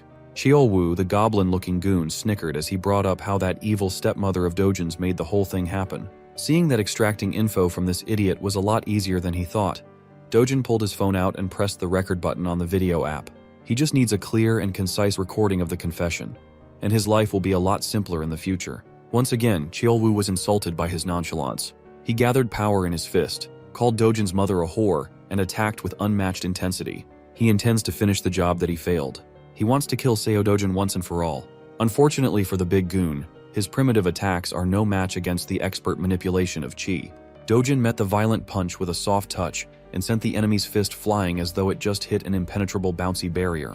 Kang Cheol-woo had never experienced something like this before. Normally, he would just brute force his way through anything and everything to kill. Now it seems like he's going up against someone far beyond what he can comprehend with his tiny little pea-brain. Suddenly, he was pushed off his feet. Dojin followed his body's trajectory like a hunter playing with his prey. Sounds of fists cracking a skull echoed throughout the restaurant as the server from earlier tried her hardest to dial the police. Before she could press the call button, a dainty hand pulled the phone away. With a bright smile, Hyun Ju-yeon assured the server that she would take care of everything, so there was no need to involve the authorities. The server was just glad to see a comforting face in the middle of her breakdown. Slaps, scratches, and punches landed throughout Kang Cheol-woo's body, not giving him any chance to catch his breath. As far as Ju-yeon knows, this lowlife is a B-rank hero. With that rank, there are not many people who could beat him up so helplessly. Based on this beatdown, Dojin might be classified as an A rank. Well, even if that's true, the fight still seems a bit too one-sided. Before things could get any worse, Hyun Ju-yeon carefully called Dojin to stop for a moment. She's just worried that Kang Cheol-woo might die if the beating goes on for longer. Deciding to listen to her words, he dropped the goblin goon's limp body on the ground and wiped his hands. Seeing as there's clearly some vendetta between the two, Ju-yeon asked the young man how much he knows about Kang Cheol-woo. Dojin might not know the whole picture, but he knows enough about the bastard to exact vengeance. Hyun Ju-yeon warned him that this piece of dirt, Kang Cheol-woo, is connected to Kang Young-pyo, an S-rank hero. Well, Dojin already knew that fact, and he didn't see any problems. Ju-yeon had never met anyone so reckless and insane. This dude doesn't even care about whatever consequences he might face at the hands of an S-ranker. Hyun Ju-yeon elaborated that Kang Young-pyo is very protective of his delinquent cousin. This restaurant incident will surely reach the ears of that powerhouse. When that happens, blood will be spilled. Dojin scoffed at Ju-yeon's worries. He's the last person who would be afraid of some hotshot S-ranker. More than the problems for the future, he's more annoyed at the fact that Ju-yeon knows so much about his life. Now that the goblin goon is down, Dojin's enmity has transferred to the nosy S-ranker. Face to face, the feral young man stared her down. Hyun Ju-yeon was not a pushover by any means. She won't cave from a simple, intimidating eye contact. Changing the subject, she apologized for the sudden visit and brought up her agenda. She was just asked by her uncle to come by and talk. After she found out about the bag of Hero's magic crystals he sold off, Ju-yeon wanted to get her hands on the rest. She is willing to buy every piece he has, no matter the price. Dojin warned her that it won't be cheap. He has a lot of precious treasures stockpiled after all. She assured him that the assets of an established S-rank hero are beyond normal people's imagination. Well, it's not like he's opposed to selling his goods. He just has one condition before transacting. It's nothing much, really, just a little favor. At least for someone as renowned as Hyun Ju-yeon, that is. Elsewhere in the city, the sound of expensive alcohol bottles hitting the floor can be heard. Dojin's evil stepmother is crashing out upon learning new information about his allegedly dead stepson. Her people were so sure that the kid died in the rift, yet now she's receiving word about how the Dojin survived like a resilient cockroach. Press F for bald man here. Having a boss like her can't possibly be fun. You can't blame him for the misinformation. Even the Hero Association labeled Dojin dead. Evil stepmother doesn't want to hear excuses. She wants actions instead. To make things worse, they just received news about Kang Cheolwoo's defeat at the hands of Dojin. At this point, it's safe to assume that Seo Dojun already knows who's really responsible for his attempted murder. Hearing that she might be implicated, evil stepmom gulped in terror. She's not afraid of Dojin. She's more concerned about the hassle it will bring when her father or husband finds out about her dealings. She can cover everything up, but if word gets out to the media, the group's stock price will nosedive. So, she ordered her people to intercept the media. If they mess up, T Group and W Group will surely cut all deals and advertisements. First and foremost, the police must also be on their payroll. In that regard, evil stepmom's people have already moved to cover all bases. Knowing that they have a little bit of competence lifted some pressure off her shoulders. Baldy director Lee then whispered that no matter how many cover-up jobs they do, what they are doing is not a fundamental solution to the real problem. On that note, the bald director might have a plan that can put an end to this headache. They just have to make use of Kang Cheolwoo's cousin, the infamous Kang Youngpyo. Even someone like stepmom here knows about the S-ranker. Kang Cheolwoo might be notorious as trash in the world of heroes, but everyone knows how close he is to his powerful cousin. In reality, Kang Cheolwoo is just a pawn doing all sorts of dirty work under his cousin's orders. They are both sick in the head. If Cheolwoo gets pinched by the police and smeared by the media, it won't be a good look for the S-rank hero too. In fact, he's already taken action to deal with this public relations disaster. Evil stepmom made up her mind. She wants to meet with Kang Youngpyo as soon as possible. In addition, that dog, Hwang Chang-sub of HCS Capital, has blatantly allied with the enemy. He's taking care of Dojin's family now. For that, stepmom wants a prosecutor on the phone in a minute. Those who abandon her camp must pay the price in full. The very next day, we follow a group of heroes entering one of the 37 rift zones in Korea. Among those rift zones, 5 zones are being turned into secured gates. The rest can only be raided by heroes affiliated with hero associations with coordinated schedules. Today, Miss Hyun Ju-yeon is leading a team herself. With her S-rank ID, she has practically limitless entries at any gate. Among the diverse crowd of heroes equipped with fancy equipment and weapons stood a young man wearing a beat-up hoodie. Hyun Ju-yeon chose A-rank Jongin-ju's Cleome Guild as a temporary group for the hunt. It's very rare to be a part of an S-rank's hunt, so they are hyped. Ju-yeon reasoned that she simply wanted to do something fun and stretch her muscles a little bit. In reality, she had to set up this whole situation just to give the young man in the back clean entry to the gate. Seo Dojun agreed to sell the rest of his magic crystal stockpile at market price to Ju-yeon if she let him into the restricted rift zone. He just wants to earn more money by hunting in higher level zones. While it's true that rift zones house all sorts of treasures, going into such a difficult one for a certain profit without fear is just insane. Well, she doesn't really care either way. She just needs to get her hands on those hero magic crystals. After a few minutes of traversing a dark tunnel, the group finally came out of the other side to a brightly wooded area. Unable to rear her curiosity, Inju started bugging Ju-yeon about the real identity of the young man shadowing their party. Ju-yeon just introduced Dojin as someone she knows, but no one is buying that half-assed answer. Inju speculated that he might be Queen Ju-yeon's boyfriend. Tired of all the buzzing, she gave Inju a partial truth and confessed that the young man was there because she owed him a favor. It's not every day an S-rank hero owes someone. While the party was lost in their respective conversations, a giant shadow blotted the sun from above. Everybody turned their eyes to the skies and saw the beast. Being an A-rank guild, the Cleome heroes instantly responded by drawing their weapons and getting into their respective positions. The first encounter was none other than the fearsome cockatrice. Like the expert raider that she is, Ju-yeon took charge and barked clear and concise orders. Jinju and Doyeon are in charge of defense, while Sungho aims for the legs. Before she could finish assigning everyone their roles, a figure blurred as he shot past everyone. With a single impactful leap, he closed the aerial gap between him and the flying beast. Seo Dojun disregarded the long-winded group plans and leaped for a one-on-one with the bird. The Cleome heroes were slack-jawed. They have never seen someone so brazen. Gathering energy in his fist, Dojun prepared for first blood. Prior to his charge, Guildmaster Inju is stressing over her bad luck. They are barely inside the gate, and a troublesome opponent has already shown itself. Before the group could organize and get into position, Dojun had already dropped his bag to the ground. While Ju-yeon was calling the shots, he was bursting through the air like a speeding bullet. He was an absolute speed demon. In one jump, he neutralized the bird's aerial advantage. Up in the skies, he took control of the field without a problem. His fiery energy was thick and burning. The overgrown chicken did not have the speed or reaction time to block the incoming attack.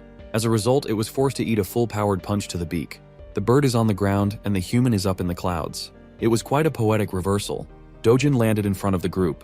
He did not even break a single bead of sweat. The cockatrice is on the verge of death, the mark of his fist visible on the side of his face. The Cleom Guild people stood dumbfounded alongside their S-rank carry. They bore witness to the brutality of what happened next. Dojin lifted his leg and started stomping on the bird's head until it was reduced to meat paste. It might seem too much, but killing a cockatrice requires a lot of force. With every stomp and kick, the sound of skull cracking and blood spurting mortified the group. Now Inju is really curious as to who that guy is. In all honesty, Juyeon wasn't really sure herself. All she knows is that Seo Dojin is a really strong human. Well, calling him simply strong is a huge understatement. There are only a select few heroes who can do what Dojin just did. Killing a cockatrice in one blow is no ordinary feat. Juyeon downplayed the achievement by bringing up her sister. That woman belongs to that elite list of outstanding heroes. Still, Inju can't just get over the fact that a hidden powerhouse is among them. She watched the entire sequence and was in awe the whole time. Juyeon took note of the young man's monstrous power and decisiveness, her curiosity deepening. She turned to Inju with an impromptu change of plans. For now, she wants to go to the center with Dojin, leaving the rest of the group on the outskirts. Juyeon carefully approached the young man, expertly carving the cockatrice's corpse for loot. Before she could speak, he preemptively asserted that he wouldn't share loot with people who contributed nothing to the kill. Thankfully, Juyeon is not one to eye a few pieces of magic crystals. She just came over to propose that they go a bit deeper into the gate, head somewhere more challenging and fitting to his current abilities. With a smile, he readily accepted the invitation to hunt and loot more. Juyeon knows the layout of this gate quite well, so she will take the lead. All Dojin has to do is follow closely so he won't get lost. Without warning, she sped off into the distance, her speed causing a sonic boom. Dojin calmly watched as her figure vanished into the horizon. After slinging his bag to his back, he took a running pose, storing energy in his muscles. With an instant first step, he kicked an explosion that almost blew the Cleom Guild heroes away. Inju reckoned that if Juyeon is a bullet, then that man moves like light itself. Left by the two powerhouses, the miscellaneous heroes turned to their guild leader for their new plan. Of course, trying to follow those two ahead is utterly impossible. Today they must accept that they are sidekicks and small fries. Nevertheless, this is still a decent gate with plenty of monsters to hunt around the outskirts. In the outside world, normal people praise them as powerful A-rank heroes. But in front of a real S-ranker, they are not even worth mentioning. Juyeon and that man are leagues above the entire force of Cleom Guild. Speaking of those two, their race across the woods is proceeding hastily. While maintaining breakneck speeds without much effort, Juyeon kept on checking her flank for signs of Dojin. Upon seeing no signs of the guy, she started softening up and thinking that she might have overdone the initial run. While she was thinking of slowing down, Dojin suddenly appeared by her side, asking if they could go a little faster. Juyeon's concentration broke and she almost tripped over. She had never experienced something like this before. Someone can actually keep up with her in terms of racing. When it comes to speed, she's in the top 2 in the nation. But that list might need to be updated, given how Dojin is making her eat dust. A few moments later, he made a stop to tease her for being slower than expected when she was clearly running to flex her speed. While the S-ranker caught her breath, Dojin turned his eyes onto the view on the horizon. In front of them was a massive mountain range touching the heavens. When asked what was hiding inside that rocky range, Juyeon's expression turned solemn. That place is the lair of the Thrift's boss monster, the Caesarian. You see, this so-called Caesarian is a giant 20-meter monster resembling the draconian wyvern. Juyeon doesn't even want to entertain the idea of subjugating that beast.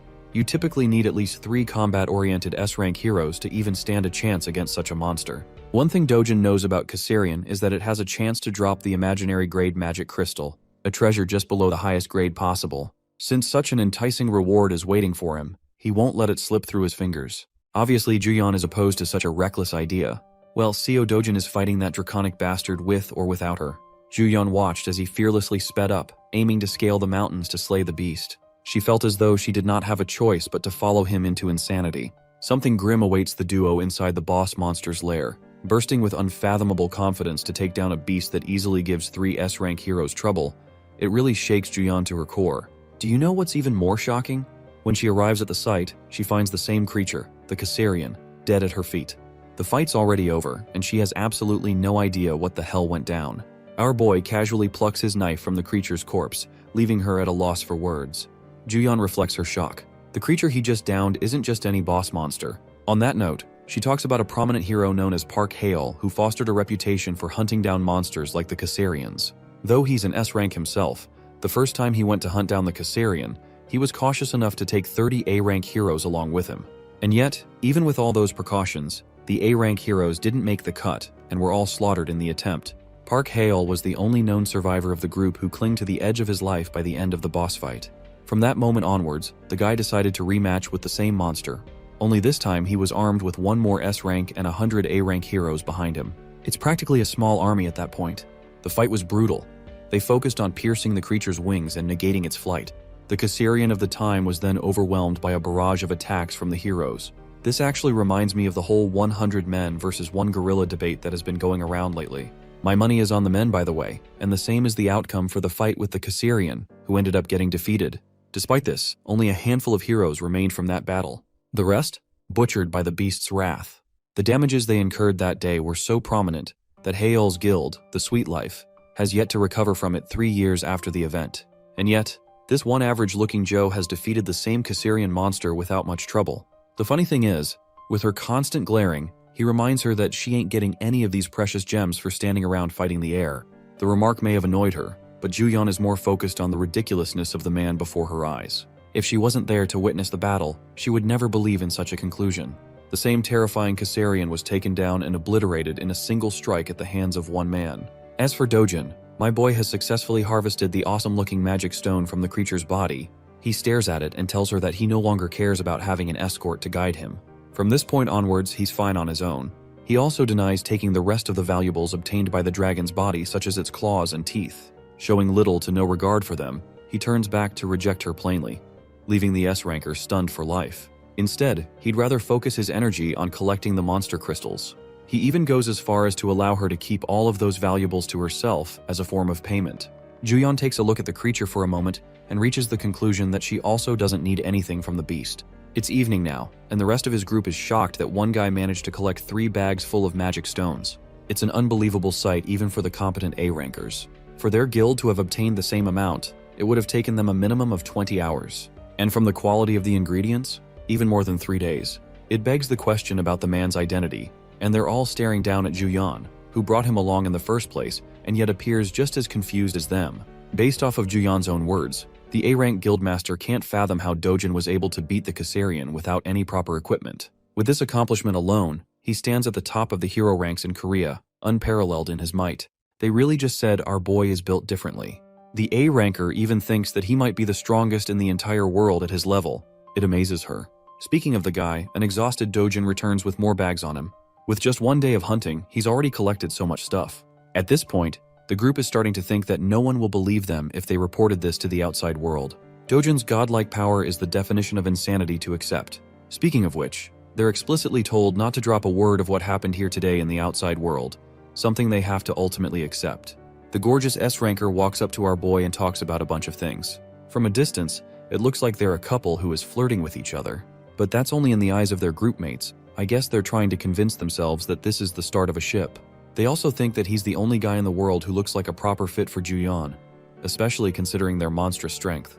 The funny thing is how the A-rank guildmaster quickly realizes that these guys aren't the perfect couple she envisioned them to be. Instead, it seems like they're having an argument from the looks on their faces. She can't believe that there's a guy in the world with the ability to talk down to Juyeon of all people. The shocking thing is how Dojun hands her a bag and leaves quietly without saying another word.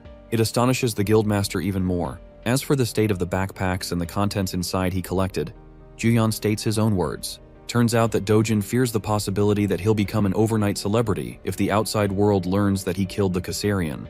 Since that is a clear issue for him, he drops the responsibility of it upon her shoulders. Hearing his decision, it leaves the both of them baffled for words.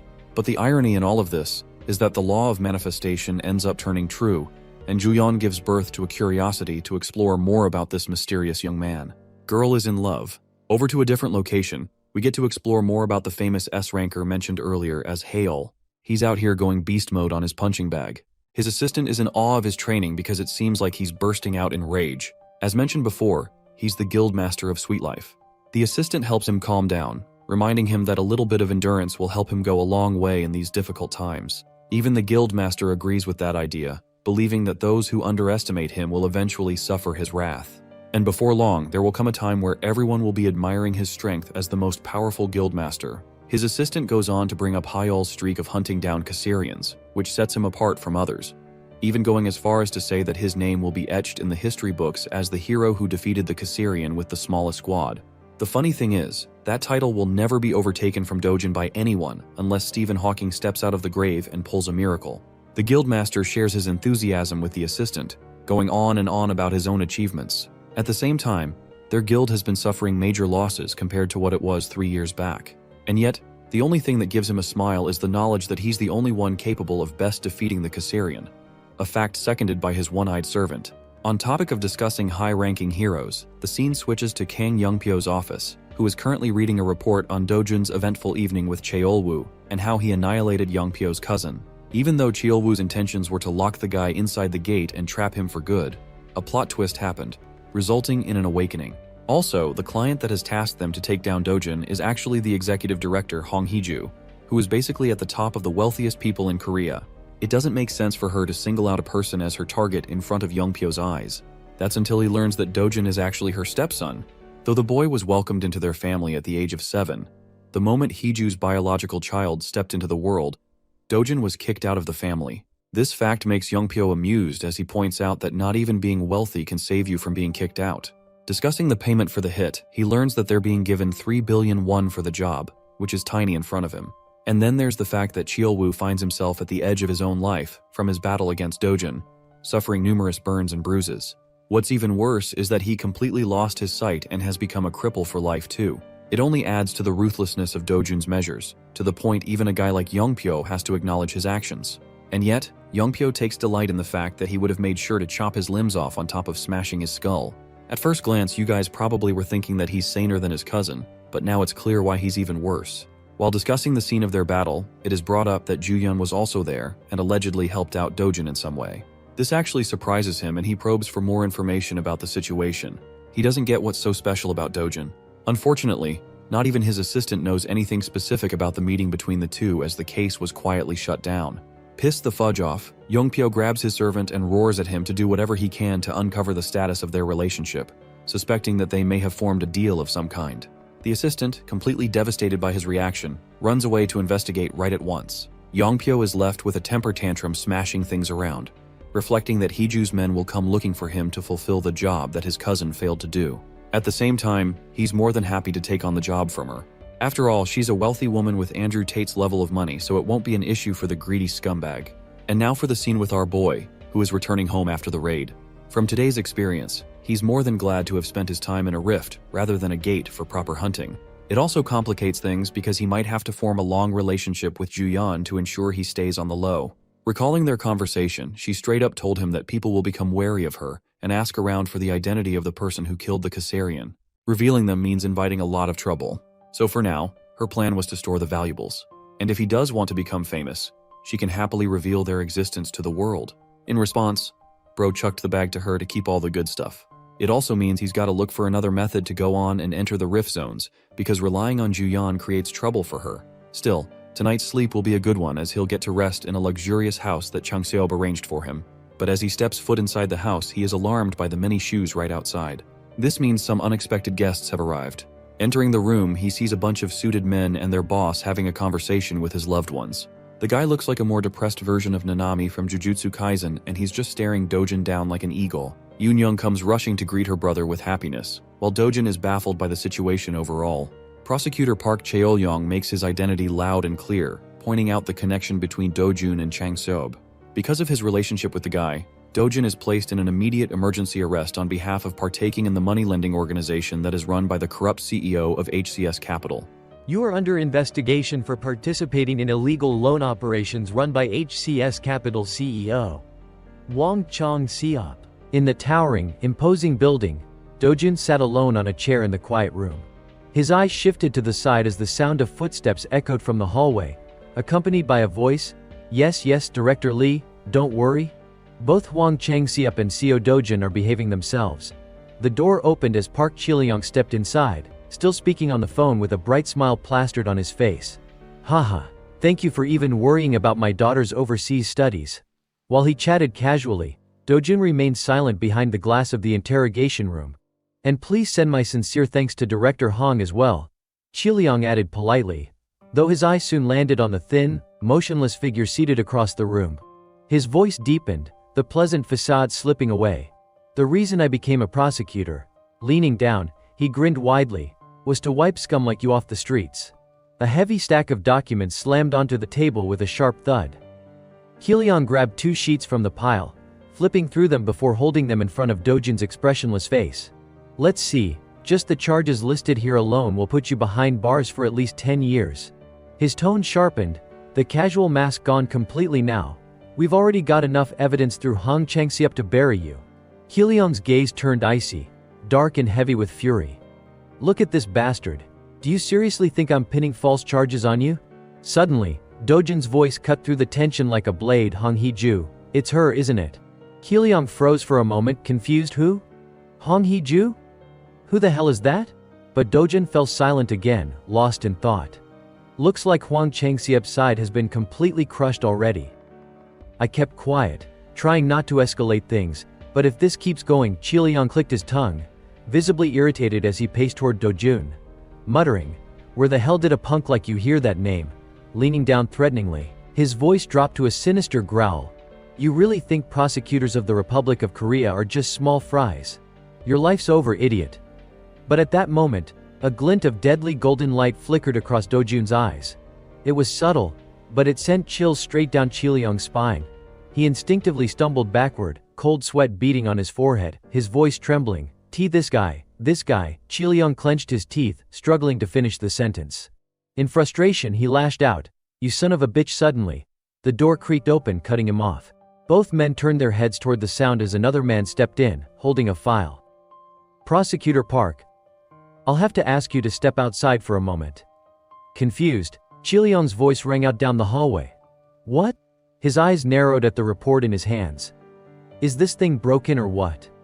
Another voice answered from behind. No, sir. I double-checked. The device is working fine. Hyeon's fingers tightened around the paper, his eyes widening in disbelief. The awakening scanner says he's a civilian. That's impossible. That guy is CO Dojun. The assistant hesitated. I'm not sure. Maybe the information about his awakening was wrong. But Hyeon's gut twisted with unease. Impossible, this data came from the T Corporation's investigation, it can't be wrong. And he knows the name Hong Hee-ju, just who the hell is this guy? Inside the large, cold room, Dojun sat alone, his hands bound to the chair. He let out a quiet sigh. His eyes sharpened with a cold, bitter glare as frustration simmered beneath his calm facade. So this is why people call Korean prosecutors the hunting dogs of the Justice Department. Maybe I should just burn it all to the ground. Lost in thought, his eyes darkened. But before he could dwell on it further, the door creaked open. Just get my mother and Yunyang somewhere safe. Juyeon walked in, tilting her head curiously. What are you doing here? Dojun sighed as he sat there, still restrained. I wish I knew myself. Juyeon placed her hands on her hips, shooting him a stern look. Please, don't do anything reckless. I know you're frustrated and confused right now. But if you use your power here, the consequences could be severe. Dojun's eyes lifted toward her, sharp but calm. So you're here to help me? Juyeon folded her arms, her expression somewhere between affirmation and denial. Not exactly helping, no. Her face turned serious as she explained. It's just now that I know you've done nothing wrong, it's different. If I didn't know, that's one thing. But knowing an innocent person is being framed, well, someone has to fix that, don't they? Dojun's lips curled into a faint, unreadable smile. I see. Juyeon leaned down, whispering quietly into his ear. The Awakener Association is launching an investigation. They're cracking down on illegal Awakener licenses, and keeping a close eye on new rifts popping up around Mapo. But Dojun's next question caught her completely off guard. And what about my family? She froze for a second, then shrugged with forced nonchalance. What do I look like to you, your secretary? Why would I be worrying about your family? But facing his cold, piercing gaze, she faltered, eyes shifting away awkwardly. Shoving her hands in her pockets, Juyeon turned toward the door. They're safe. So stop worrying. Dojun's expression softened slightly as he nodded. Thank you. I'll repay this debt. A faint flush crept across Juyeon's cheeks as she glanced back at him, voice stumbling slightly. Just hang in there a little longer. I'll sort this out as fast as I can. Meanwhile, outside the towering prosecutor's office, Juyeon's approach wasn't to directly clear Dojun's name.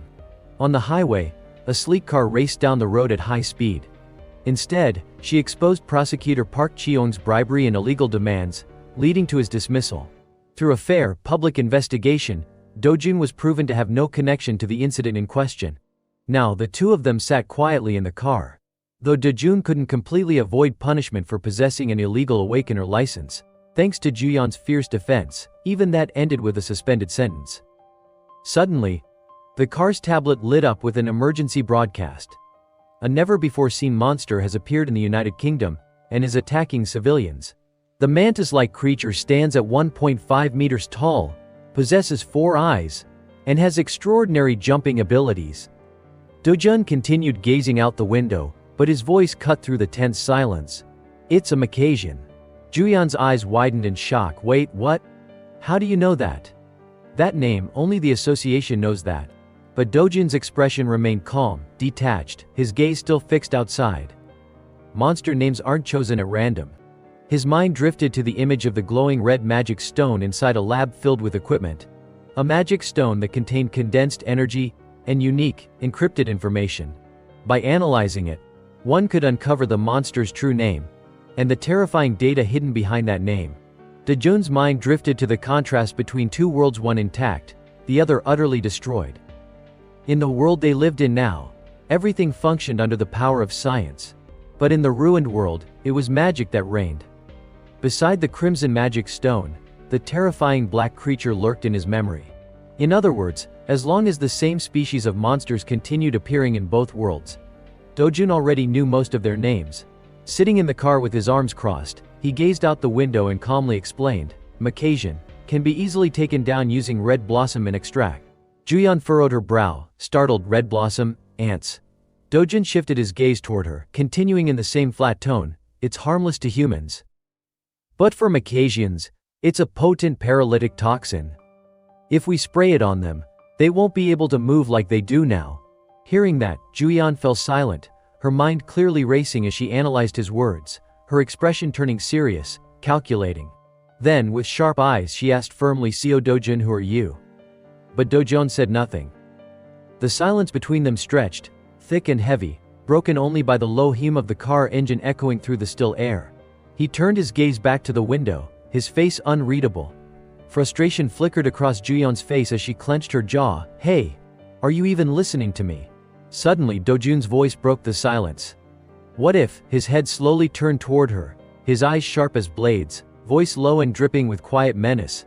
"What if I killed you right now?" The air in the car dropped several degrees in an instant. His cold, deadpan stare locked onto hers as a faint, chilling smirk tugged at the corner of his lips. Juyeon's entire body tensed, her breathing shallow, heart hammering in her chest. She didn't dare utter a word. Because for a moment she couldn't tell if he was joking, or if he was completely serious. The sharp, relentless sound of nail biting echoed the office. Heejoo sat behind her desk, biting her nails nonstop, her complexion pale, her face tense with fear and frustration. Even manager Lee, standing nearby, was drenched in nervous sweat just watching her. Straightening his posture, he reported stiffly, "That's the situation, ma'am."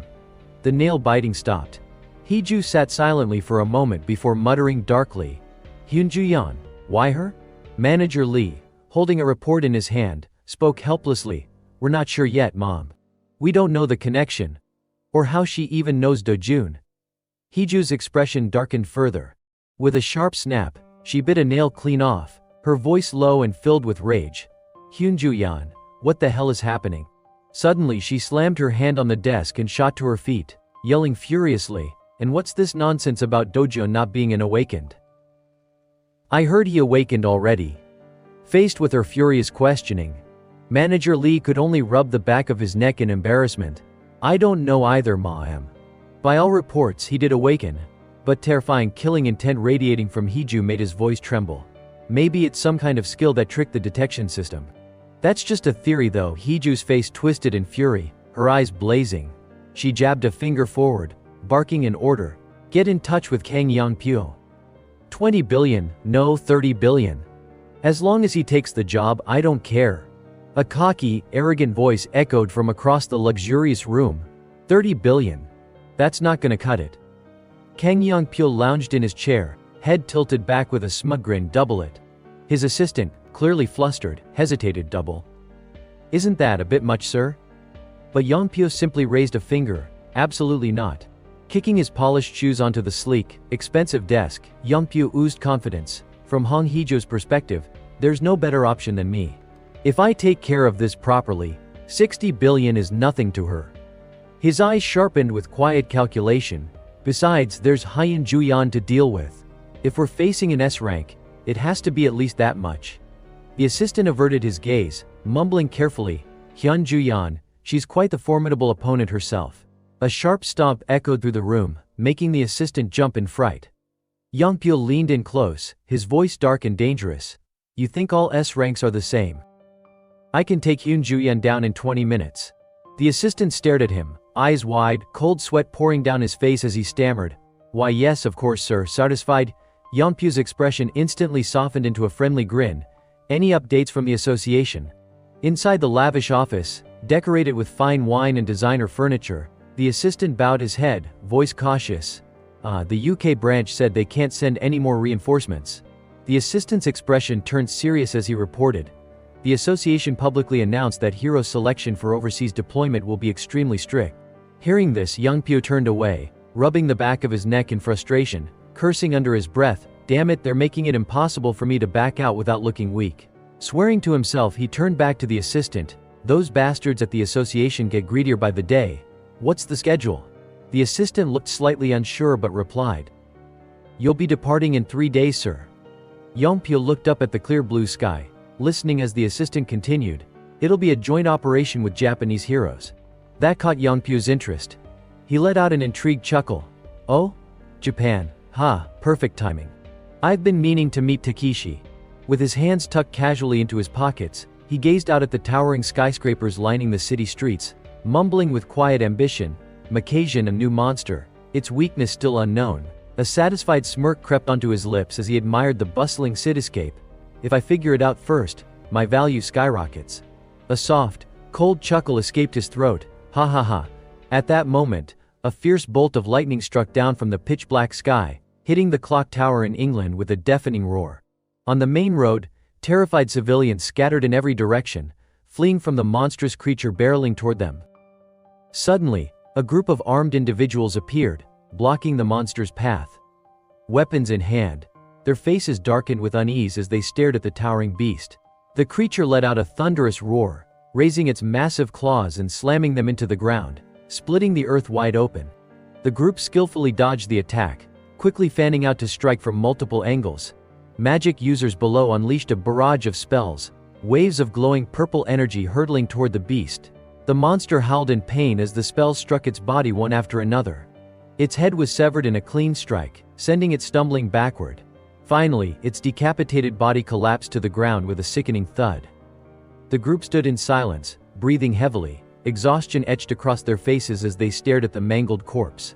But suddenly one of them froze, ears pricking at a loud noise. He turned his head toward the sky. Beneath the dark, ominous clouds, another bolt of lightning illuminated the scene, revealing more monstrous figures lurking in the shadows, staring right at them. Ah! A razor-sharp claw plunged down from above. The man's eyes widened in horror, helpless to react. And so began a night of terror in the United Kingdom. Beneath the towering clock tower, the ground was still stained with splattered blood. In the days that followed, an overwhelming wave of monsters launched a coordinated assault across the entire city. Devastation stretched as far as the eye could see. Buildings lay in ruins, streets were reduced to rubble, and monster roars echoed endlessly through the air. Britain's heroes fought with everything they had to halt the monstrous advance, but lacking accurate intel, they suffered devastating losses. The creatures pressed forward, now converging on London itself. The defensive line at Cambridge had fallen. Only 60 kilometers remained between the monsters and the capital. As the dust settled, the horrifying silhouettes of massive beasts emerged, lumbering forward with terrifying determination. Their eyes burned with a brilliant golden light, not with warmth, but with the promise of death. Then, suddenly the golden glow in their eyes flickered, and disappeared. The creatures froze. One by one, they began howling in agony. The mighty monsters collapsed to the ground, thrashing violently, their bodies convulsing uncontrollably. The chopping sound of helicopter blades filled the air as aircraft hovered overhead. Inside the helicopters, soldiers and personnel peered down in stunned disbelief. Oh my god, it's working. Cheers erupted as the realization sank in, though Juyeon remained frozen in shock. Yoon Juyeon was right, the red flower ant extract worked. The Luke Makashans couldn't resist it. It's incredible, someone exclaimed. Yongpyo's gaze slid toward Hyun Juyeon, his eyes dark with denial, clenching his fists as jealousy boiled inside him. There's no way, that woman, she can't be that good, how? Juyeon smiled brightly at her teammates and said, "Alright, let's finish the job."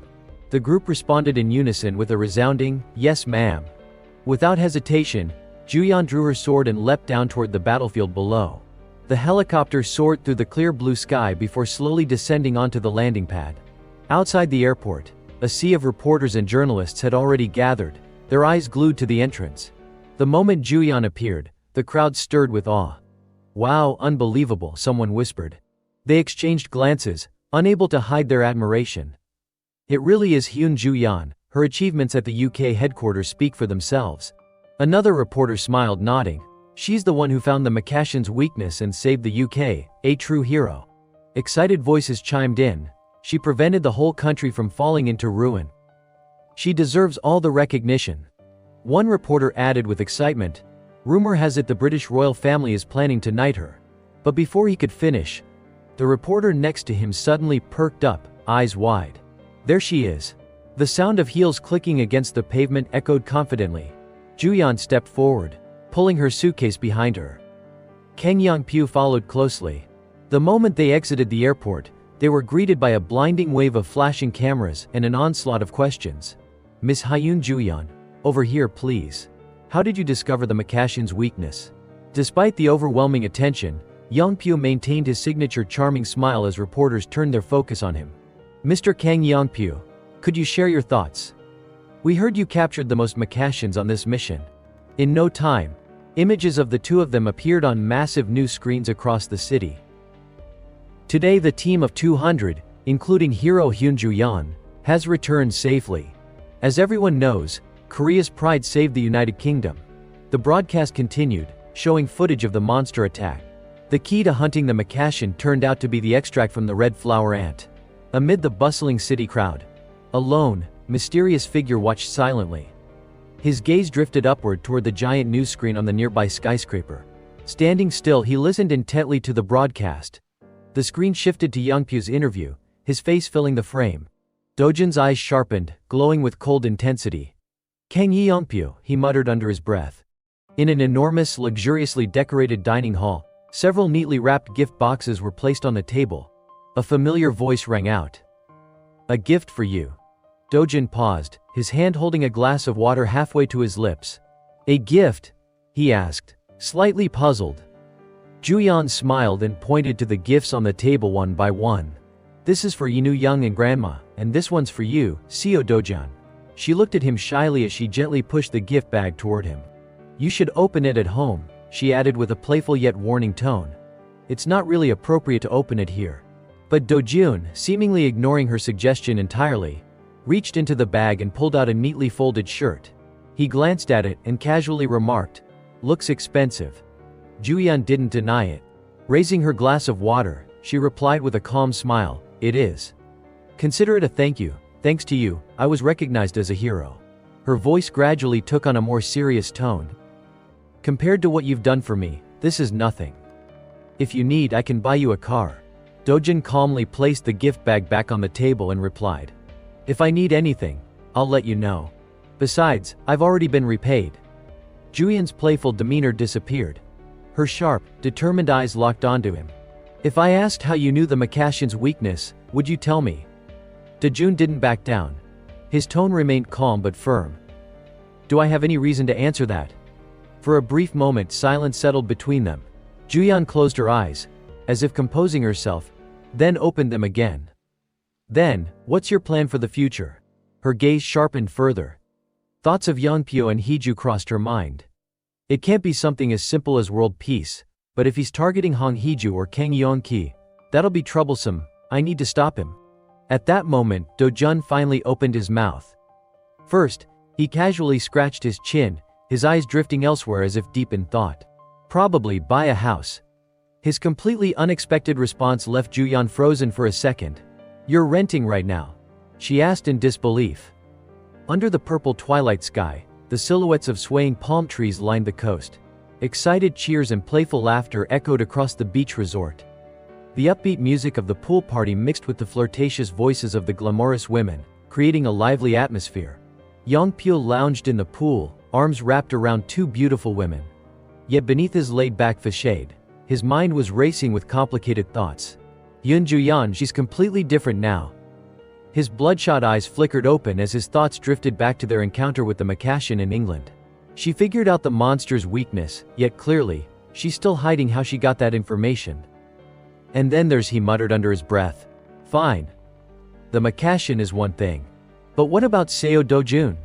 Lying comfortably on a private luxury plane, Juyan lazily lifted her eye mask with an annoyed expression. He cracked a prosecutor's skull, right? Kang Chilwoo was there when that happened too. Yongpyo narrowed his eyes. Chilwoo started it, he tried to murder someone in the gate and failed. Even when they met face to face afterward, Kang Chilwoo made the first move. Yongpyo chuckled coldly, his voice laced with dark amusement. Haha, that idiot Chilwoo, blinded by pocket change. Suddenly he leaned in close to Juyan, his tone low and menacing. But he's still my cousin. Which means I've got every reason to deal with Seo Dojun myself. Juyan didn't say a word.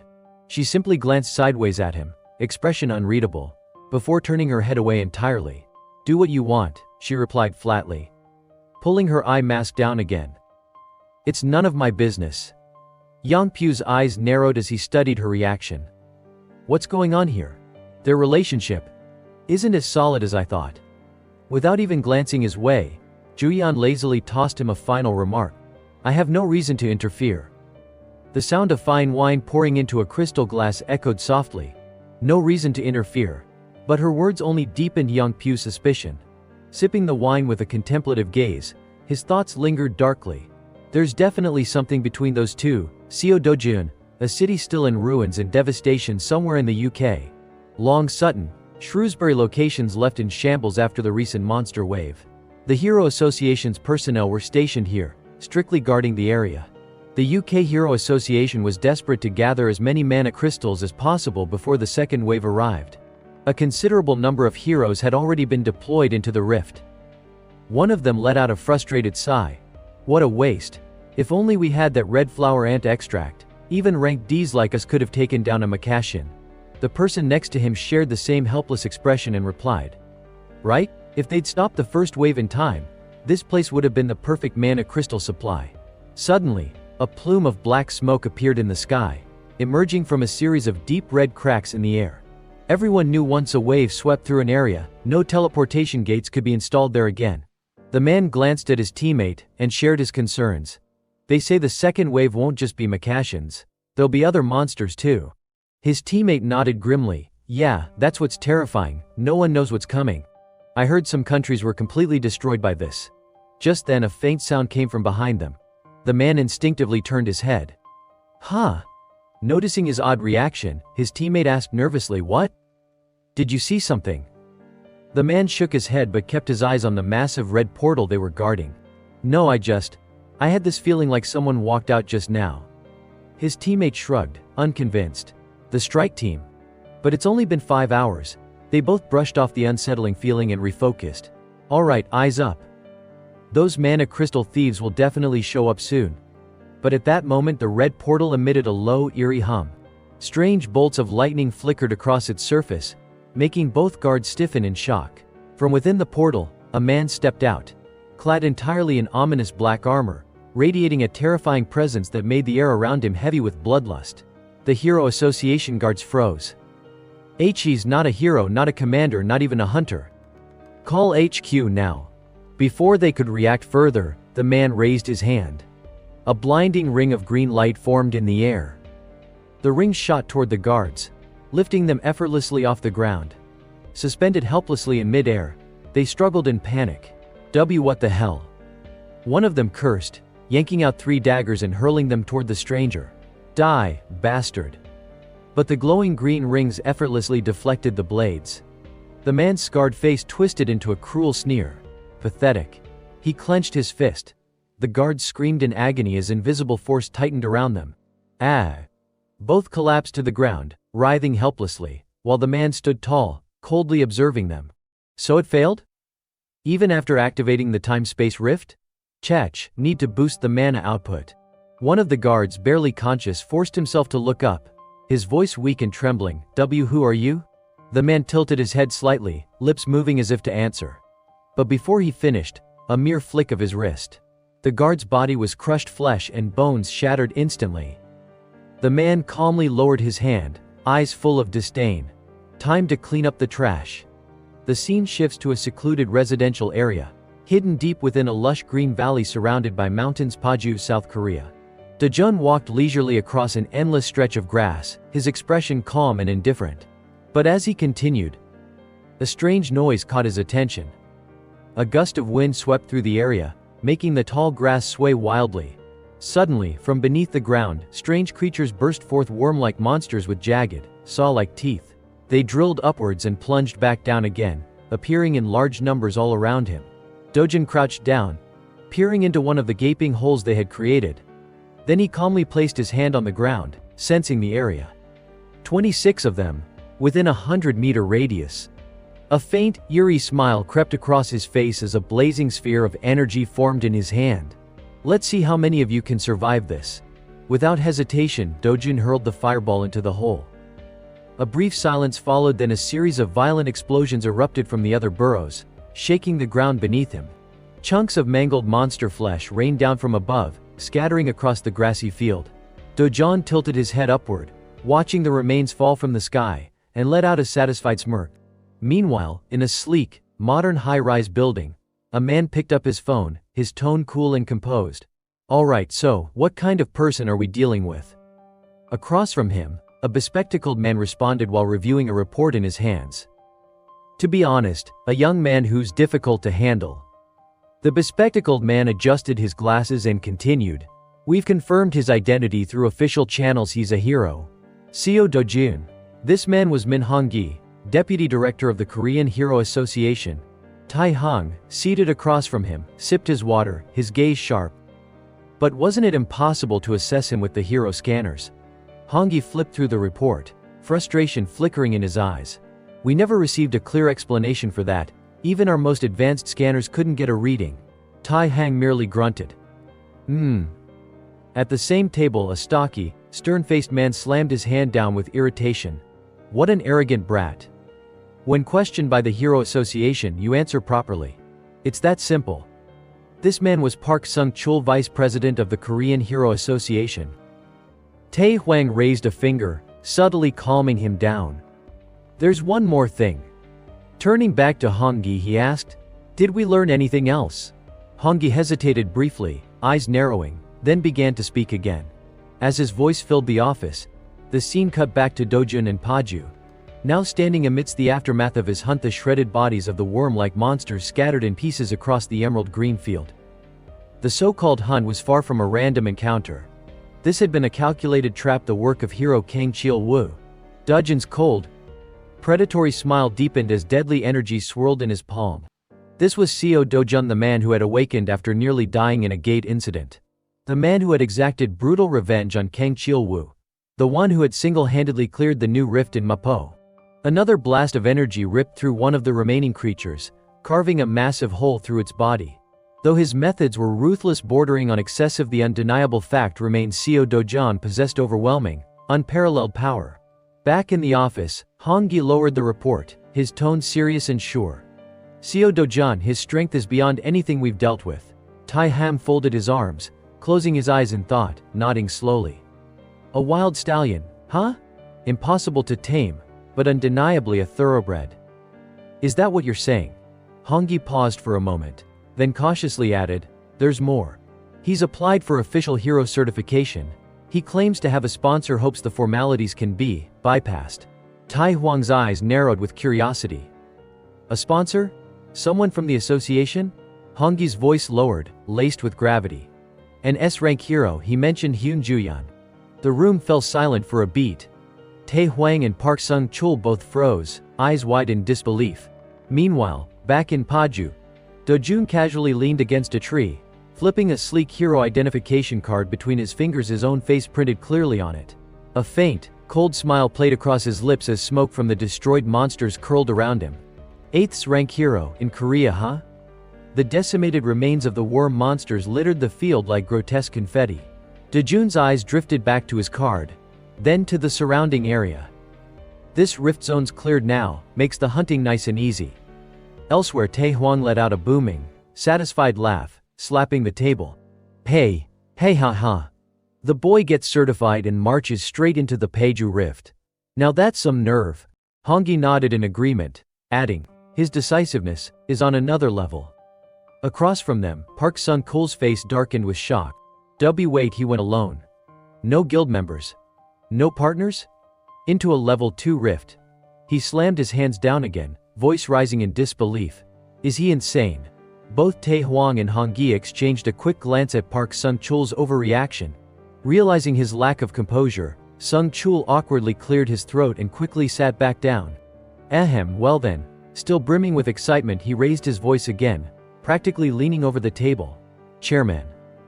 If that Seo Dojun kid returns alive, we should announce his identity and make a huge deal out of it. He'll be Korea's 8th rank hero after all. It'll be great publicity. But Hongyi, arms crossed and face calm yet firm, replied seriously. We can't assume he wants that.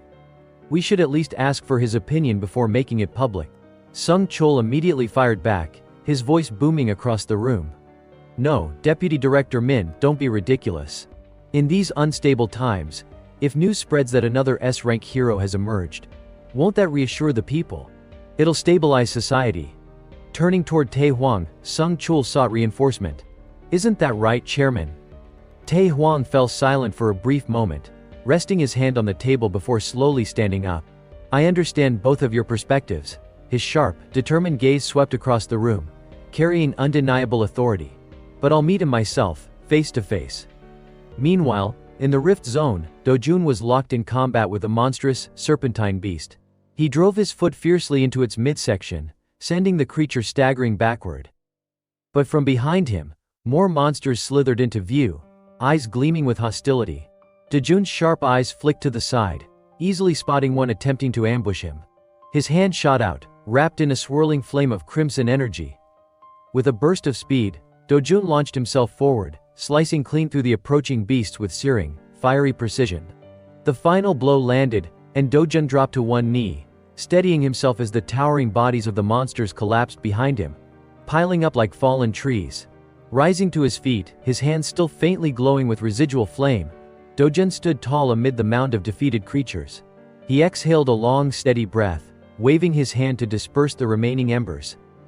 Phew, lifting his gaze to the endless blue sky, a rare moment of quiet crossed his features as he muttered inwardly. As expected, this burns through my mana fast. The vast sky stretched endlessly above, but beneath its calm, a storm still churned within him. I'll need to prepare stronger weapons next time.